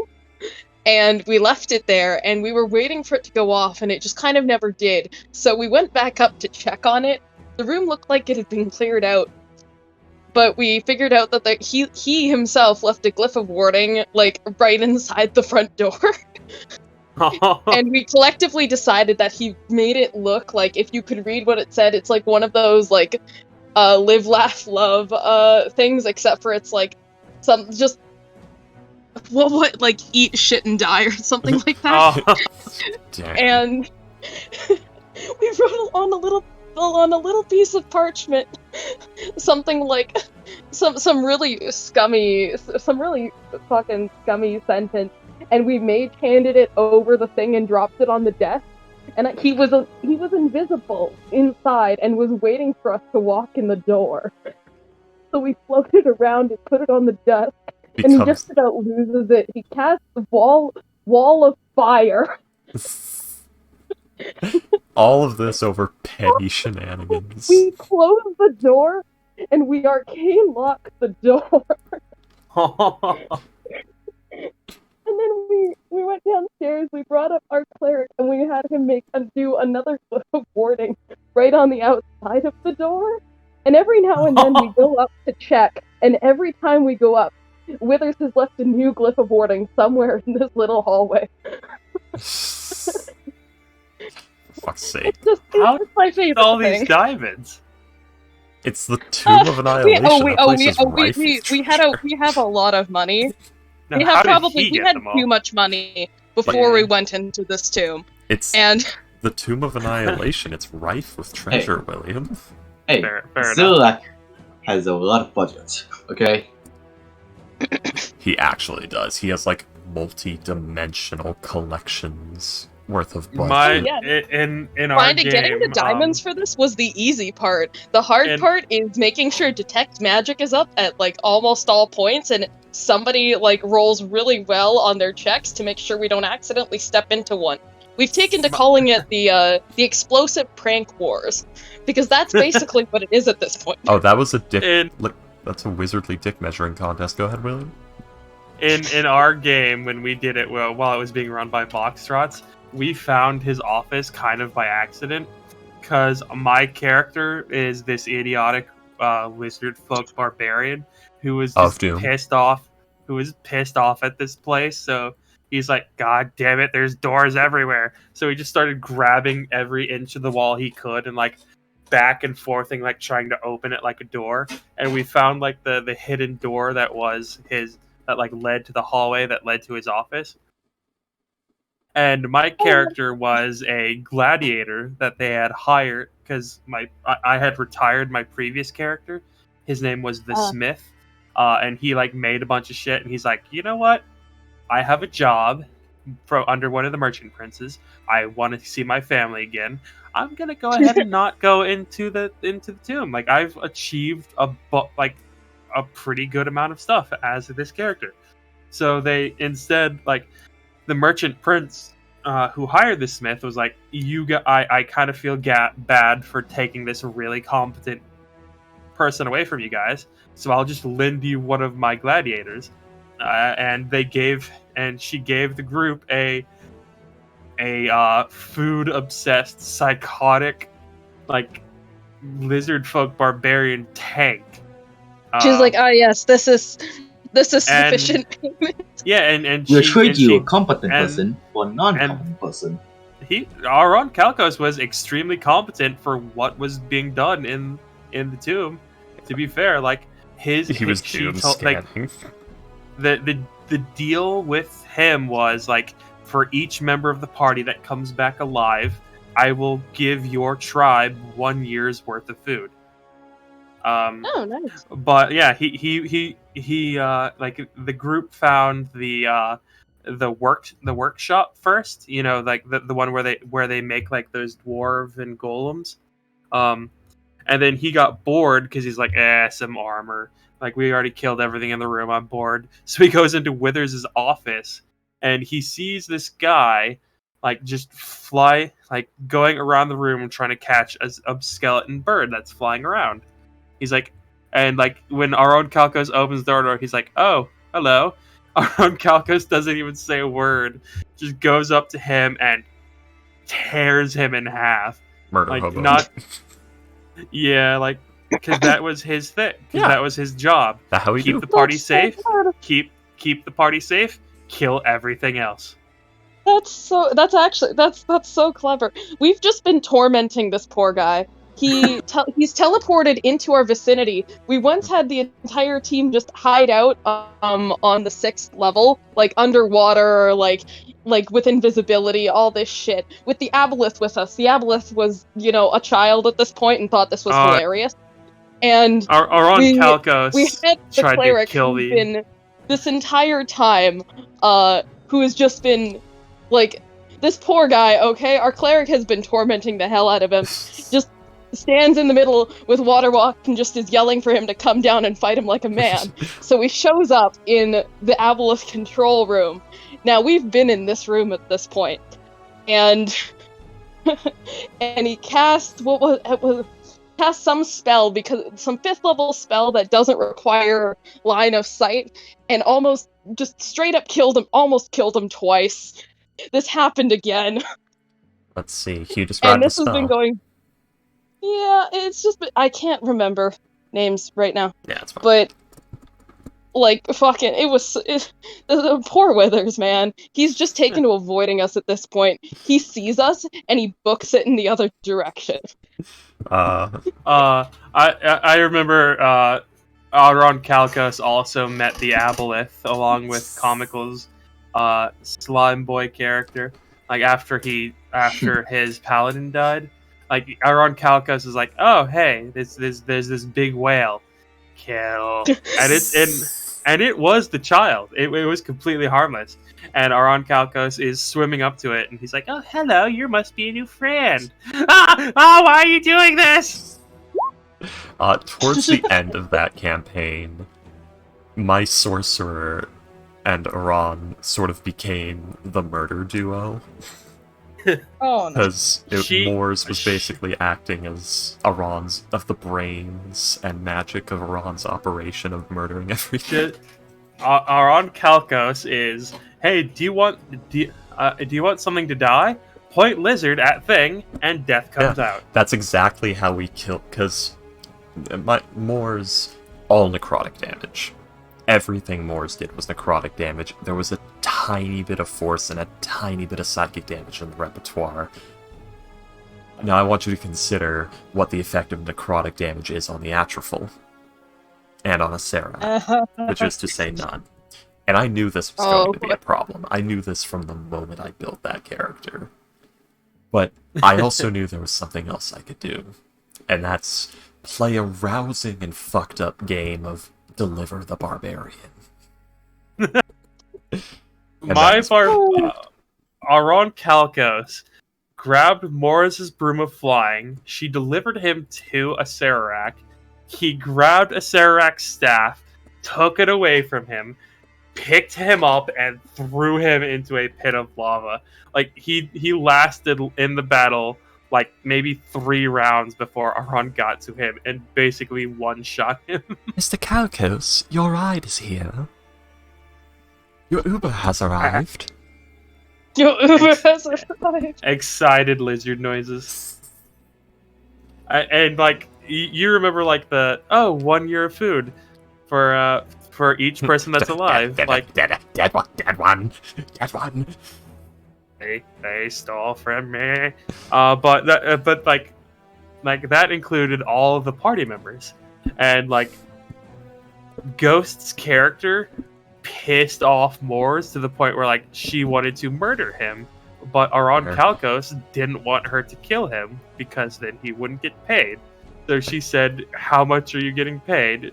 I will batch that." Yeah. And he was like, "All right, go ahead." Moors is rich. Damn. And then he committed genocide against the kobolds. Against the kobolds. Oh god, the culling of the kobolds. That sorcerer, good old Moors. The big flaw of Moors like homebrew subclass was it's big, it's loud, it's flashy, it slows your movement, it requires concentration. You're supposed to hide in the back line. If someone breaks the line, you're fucked. What I did not expect was the party to come into possession of a shield guardian, a broom of flying. And now my sorcerer is near untouchable. It's also extremely resource draining. Oh yeah, like if Oh, Foxtrots weren't Mr. Nice DM that lets us long rest all the time, Moors would have been less than we long rest useful. all the time, but it's not because our DM is nice, it's because our DM has given up on trying to convince us that this is a time-sensitive matter, because the sad truth is that the only party member who actually cares about the people who are dying has basically forgotten about them because of interventions, because half of our party is evil and the rest of them are just there for either the fame and glory afterwards or the money. So, Oh yeah, we stopped caring about the woman who gave us the initial quest pretty early on. Yep. Moors it's was like- there for extermination of extraplanar influence, not for Modest helping Lady. memory is a fun spell, especially when. Oh god, that's all I can say. Your goody goodness is Eh. getting in the way, and we're modifying your memory. Basically, and that's originally, basically what happened. yeah, and originally I actually wanted the smith to speak in all alliteration, but like that got way too complicated way too early. Yeah. Understandable. It gets kind of rough, because I have the Blood Sorcerer Berlin, and he's supposed to speak almost exclusively in like, demands, because he's of the Mensch blood. And in the Mensch blood, like, societies, you don't ask, you don't... There's no submissiveness in the speech, is the best way to put it. In proper speech, it's actually considered rude to like, cower, per se. So it's not... Would you like to come with me while we go on this wonderful adventure? It's, you and me are going on this adventure. And the way you'd Yeah. reply if you don't want to is, no, I am not. You just speak very direct like that in Mensch. That's also something about Aron Kalkos, which he should have spoken almost entirely in literal terms. For example, instead of saying like it's getting chilly out, you say like the night brings cold, and instead of saying like I'm going hunting, you say like I search for food among the trees. Yeah, Teal always speaks in plural tense when referring to herself. We've been speaking for almost 45 minutes, so I know, we don't get to talk enough. Yeah, it is also Uh, past 3, and I work tomorrow, as I always do. So fair enough. I will be skedaddling here. Before that, where is the group heading next? No fucking clue. Well, I have the stuff now that I need to do my thing, but I don't know if anybody else has more pressing matters than that at the minute. Which thing was your thing? It was... Part of my personal quest, because the thing is, the stuff is done, but the potion that he made for me is only enough for one thing, so we would only do it as soon as we were, we're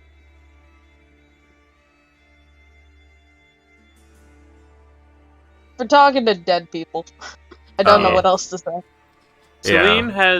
Celine's thing is basically done. All she needs to do is confront Lutheria. Ghosts needs to go to the island with the volcano. Comical. Don't I have to go to... I'm pretty sure I had to go to what is essentially hell, but... Yeah. Yes. Yeah. Freaky, you need to go to the island of the dragon, I do believe. I believe so. On the island of the dragon with Hexia. Yep. So that would be the showdown if we go there, though. Yes. That's gonna be a big fight. Yep. So let's see, the island of the dragon.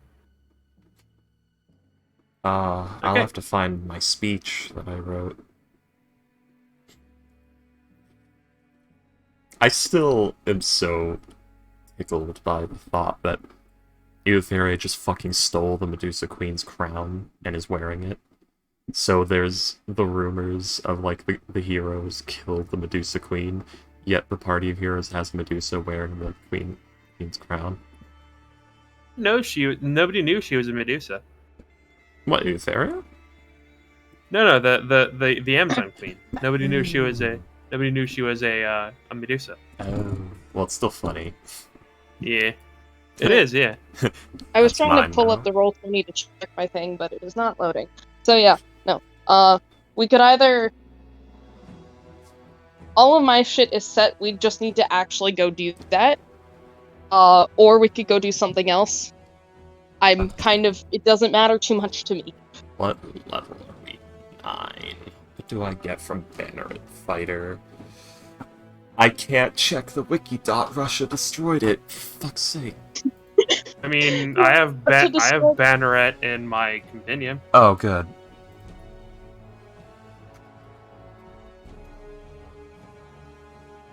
It's under Purple Dragon Knight. Oh, right. Alright, Purple Dragon Knight, get the fuck over here, you fucking shit.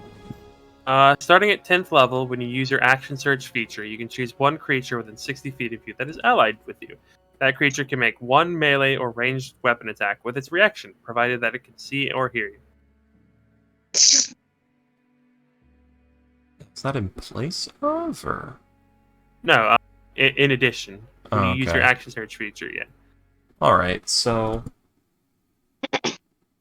How At far... 18th level, you can choose 2 allies within 60 feet of you rather than 1. How far are we from a level right now? Not Roughly. We're too, away, 9. right? not too far.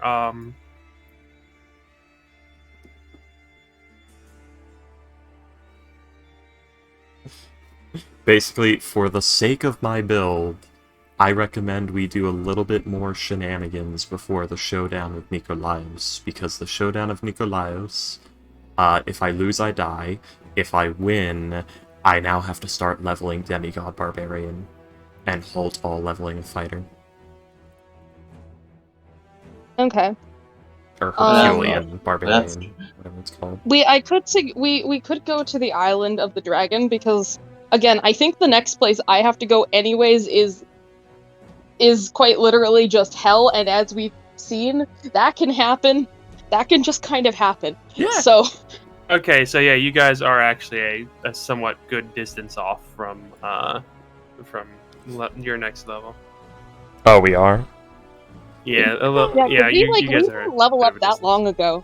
You know, Yeah. it'll be fine. We can do the Nikolaos thing, because I can always take that last fighter level later, I guess. Yeah. Alrighty then. So I'm just gonna go ahead and do this. Because the plan is to, after Nikolaos has fallen, start leveling Barbarian.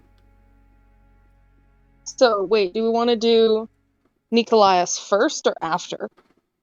Whichever fits better for what we need to get done.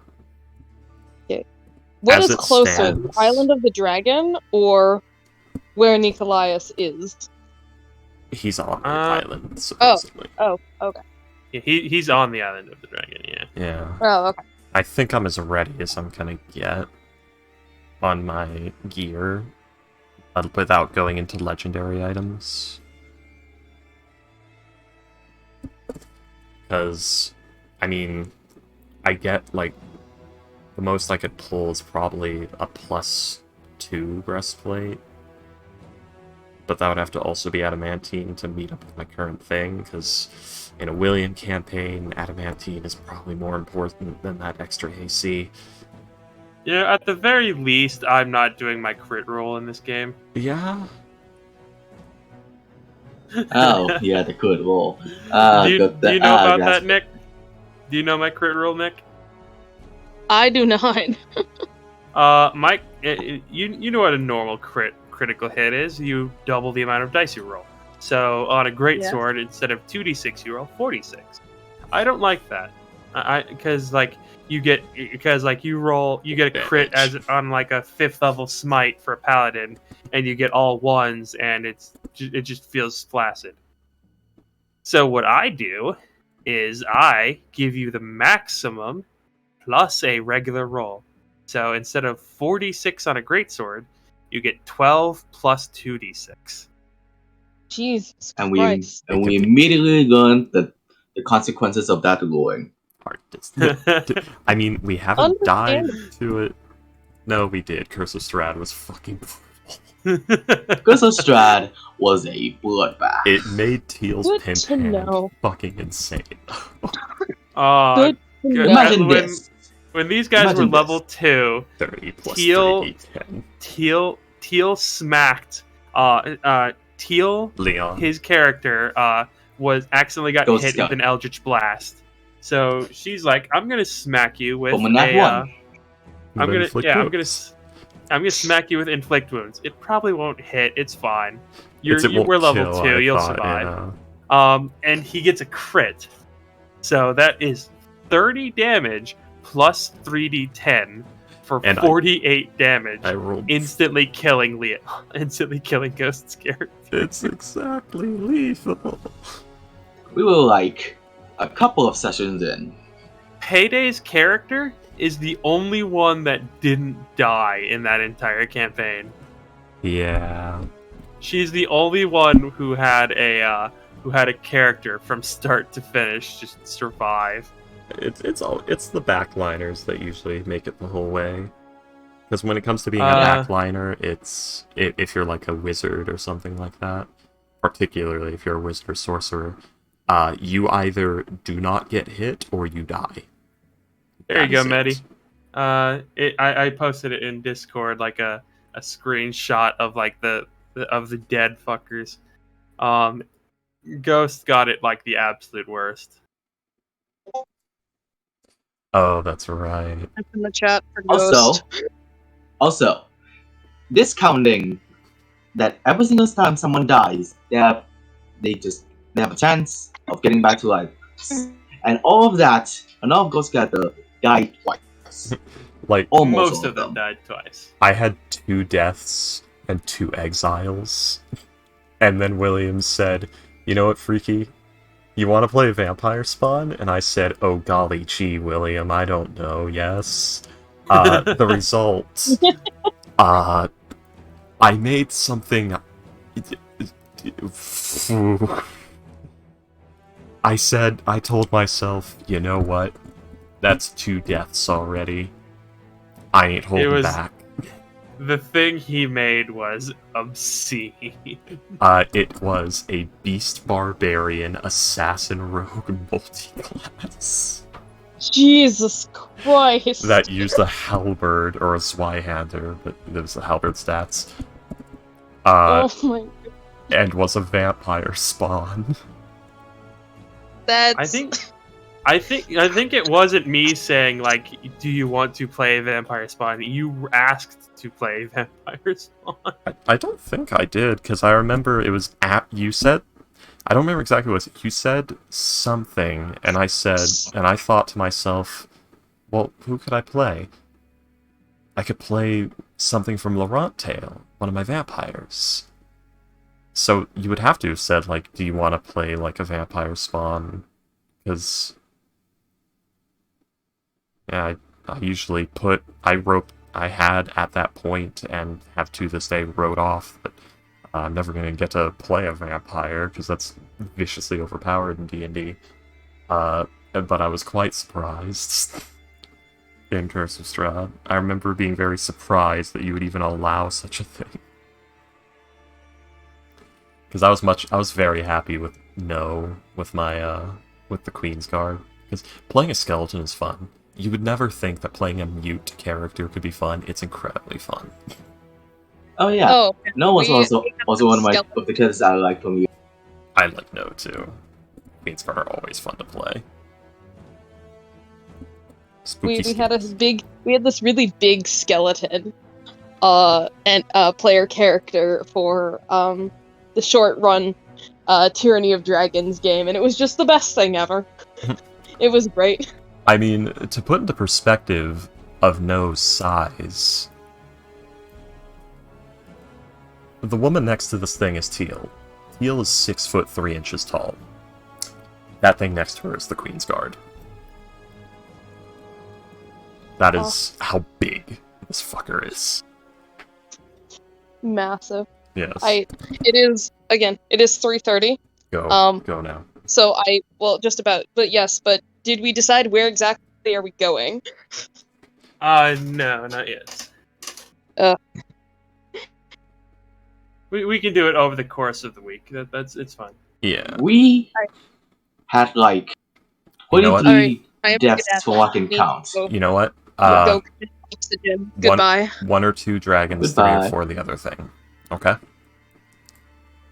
Dragons. Go. Sure. Okay. We had like 23 deaths that I can remember and counting because of Strahd. Yeah. From characters alone.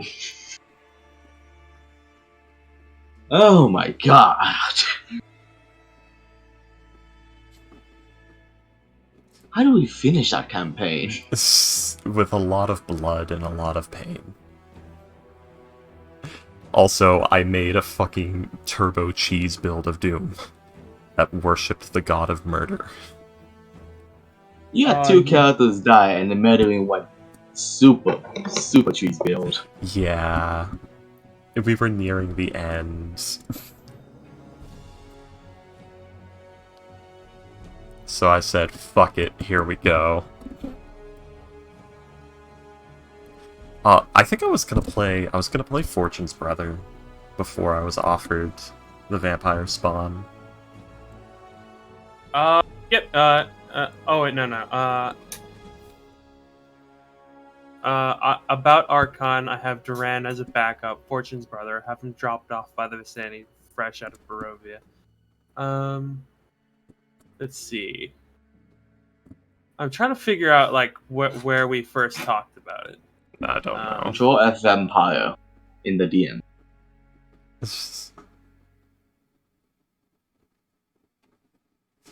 Olivia. Olivia was actually a mini-boss in the Rot Tale, which I think I've told you. Because Olivia and the Nikoloth was the encounter. So, of course, that was back when Olivia was just the vampire spawn sheet with a gun. So it wasn't the horror that you all know now.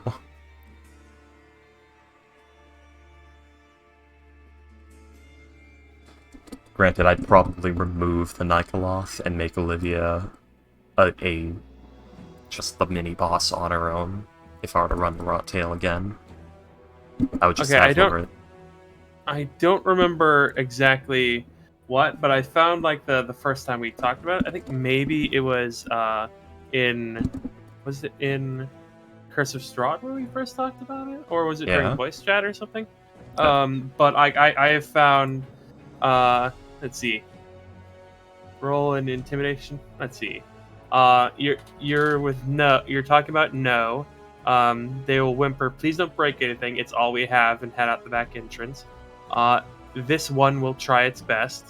And then the immediate next thing I asked was, "Question: Are vampire spawn in D&D like IRL Legend? As in, they have no choice but to do as their creator vampire says." I looked it up. Yes, they do. And then you said, "Yep." And I responded, "That makes me hesitant. I don't want to force you into anything. I don't like that sort of thing." Oh yeah, and that's why I recommended a stolen spawn. And that's what made me think to use Olivia, because Olivia is a spawn of Hesta Linthart, who is dead. I think you wanted to play one of the brides, like one of his previous brides. I didn't want to do that. That was like a story point we played with after the fact. What if one of the brides betrayed him or something like that? Because we were talking about Morden Kanan. Yeah, I think it was Olivia just came forth out of. Yeah. I had to go fast, and I didn't want to write a new character. It was. I think that may have been the thing you proposed to me, was like, what if one of the brides betrayed? Because I know I didn't come up with the vampire spawn thing. Because I was ready to play Duran. I remember that. Because I was dreading Yeah. having to, like, shit his heart out at high speed. Let's see. Let's see. Well, maybe shit Olivia's art out at high speed, but... It was, yeah, by the way, I'd just like to clarify that no, I did not get rid of no because I thought he was too powerful. I didn't think so. I just thought it was what Strahd would do, since he knows that Honey liked no and Teal. He'd be taking that away. Yeah, that's fair. He Oh, no could have died horribly. That goat on the mountain would have annihilated No if it landed its ram and sent him off the edge. Damn it, William, I know your plan now. You wanted vampire art. Lol, you can choose not to be a vampire spawn. You could be a Vistani or a Damphir instead. And then you responded, I'm not passing up an opportunity to play a vampire. Yep, it's true. I was not. That is a once-in-a-lifetime opportunity right there. I could not say no. Yeah. Gotta make Vamp Daddy proud. make Vamp Daddy proud. Yeah. I don't think we have any. We can buy all the deaths from all the games that it comes even close to the shots. Yeah, Tomb of Annihilation's the only one that got close. And there was like, only what? there was like 5 deaths in that game. Yeah. I think There was most of the PvP deaths in all of our group is my character killing ghosts, which is rough. Yeah. It's because he makes chaotic dumbass characters, and I make like Uh, lawful psychos. You've killed 3 of his characters, I think. You killed Leon. Oh no, 4. You killed Leon. Hoot, his rogue, and Corral. Yeah, that's 4. And Lehman. Yeah. And Abby. But, I helped that's with not Abby. Did I kill Raymond? I Yeah, think you killed Raymond. Remember, you carved out his collarbone. Yeah. Oh yeah, he's the rogue, duh. Yeah. And then there's the 3 deaths. There's 4 deaths actually. That was in the. I technically in Tomb killed of Corral Annihilation. twice, didn't I? No, he died the first time on his own Ah, yes. because I think he like went into the place. He was eaten by the He was eaten by the corpse room. Yeah. Yeah, poor Ghost. It is like the clashing character styles, 'cause, you know, all the lawful versus all the chaos, and then Vendetta's form. And Ghost characters be Ghost characters. Then Oh, yeah. characters are And just it's- a bit of And as a robot gunsman, he also killed. yeah Hoot. How did the turtle die? The turtle. I don't remember. It was in the Amber Temple. I know that. Was it with the ghosts? Like when they lifted him and smashed him into the ceiling? Was that when he died? It was either there or the think so. golem. Because I don't remember him living past that. Wasn't it an amber golem? I don't remember. Flame skulls. Oh yeah, they nuked him, didn't they? I think so. Yeah, I think it was the flame skulls. There was like 16 flame skulls in that fucking temple. Yeah, I think he got fireballed like 4 times. Was it? That's just life. I'm fairly certain it was. How did Monty die? Monty. Oh, wait. How did Monty Which die? one's Monty? He was also a rogue. He was the one with like the wooden mask. Oh. He and Astro's character plotted to kill the entire party. Oh, so I did kill 5 because No killed Monty. So yeah, you didn't kill. You didn't kill 3 of those characters. You killed a lot of his characters. Okay, so let's see. Monty. Okay. tried I to just kill Teal. checked. I just checked. Willow did in fact die to the ghosts when they slammed him into the ceiling. He is in that. That is the room he is in. His body is in. So, Monty tried to kill Teal. Hoot tried to rob Teal at gunpoint. I'm gonna call those 2 kills justified. Enough. The Raymond one was an accident. It Or not was Raymond, not an the accident. Leon one. Sorry, not Raymond. Yeah. The Leon one was an accident, is what I meant. Yeah, Leon was an accident. Moore's killing Corral was heavily narrative. We actually had been talking about that for a while. Yeah. Raymond, she only killed him because he pissed off the hags. Yeah, that was an agreement with the hags, and he was already dead at the moment. I I'll actually be pissed off the party. I think he got one of the best dark gifts it's possible to get. The one where like he can just phase through objects at night. Damn. He was so sad when he immediately killed him. The sad part was, I didn't think he would revive. I was literally doing that because Teal would have, fulfilled the deal with the hag and used the poison on him, which was a part of the terms. And when it was, oh no, he's coming to life, I just doubled down. I said, like, wait, we're starting. And I even asked, like, someone want to stop her?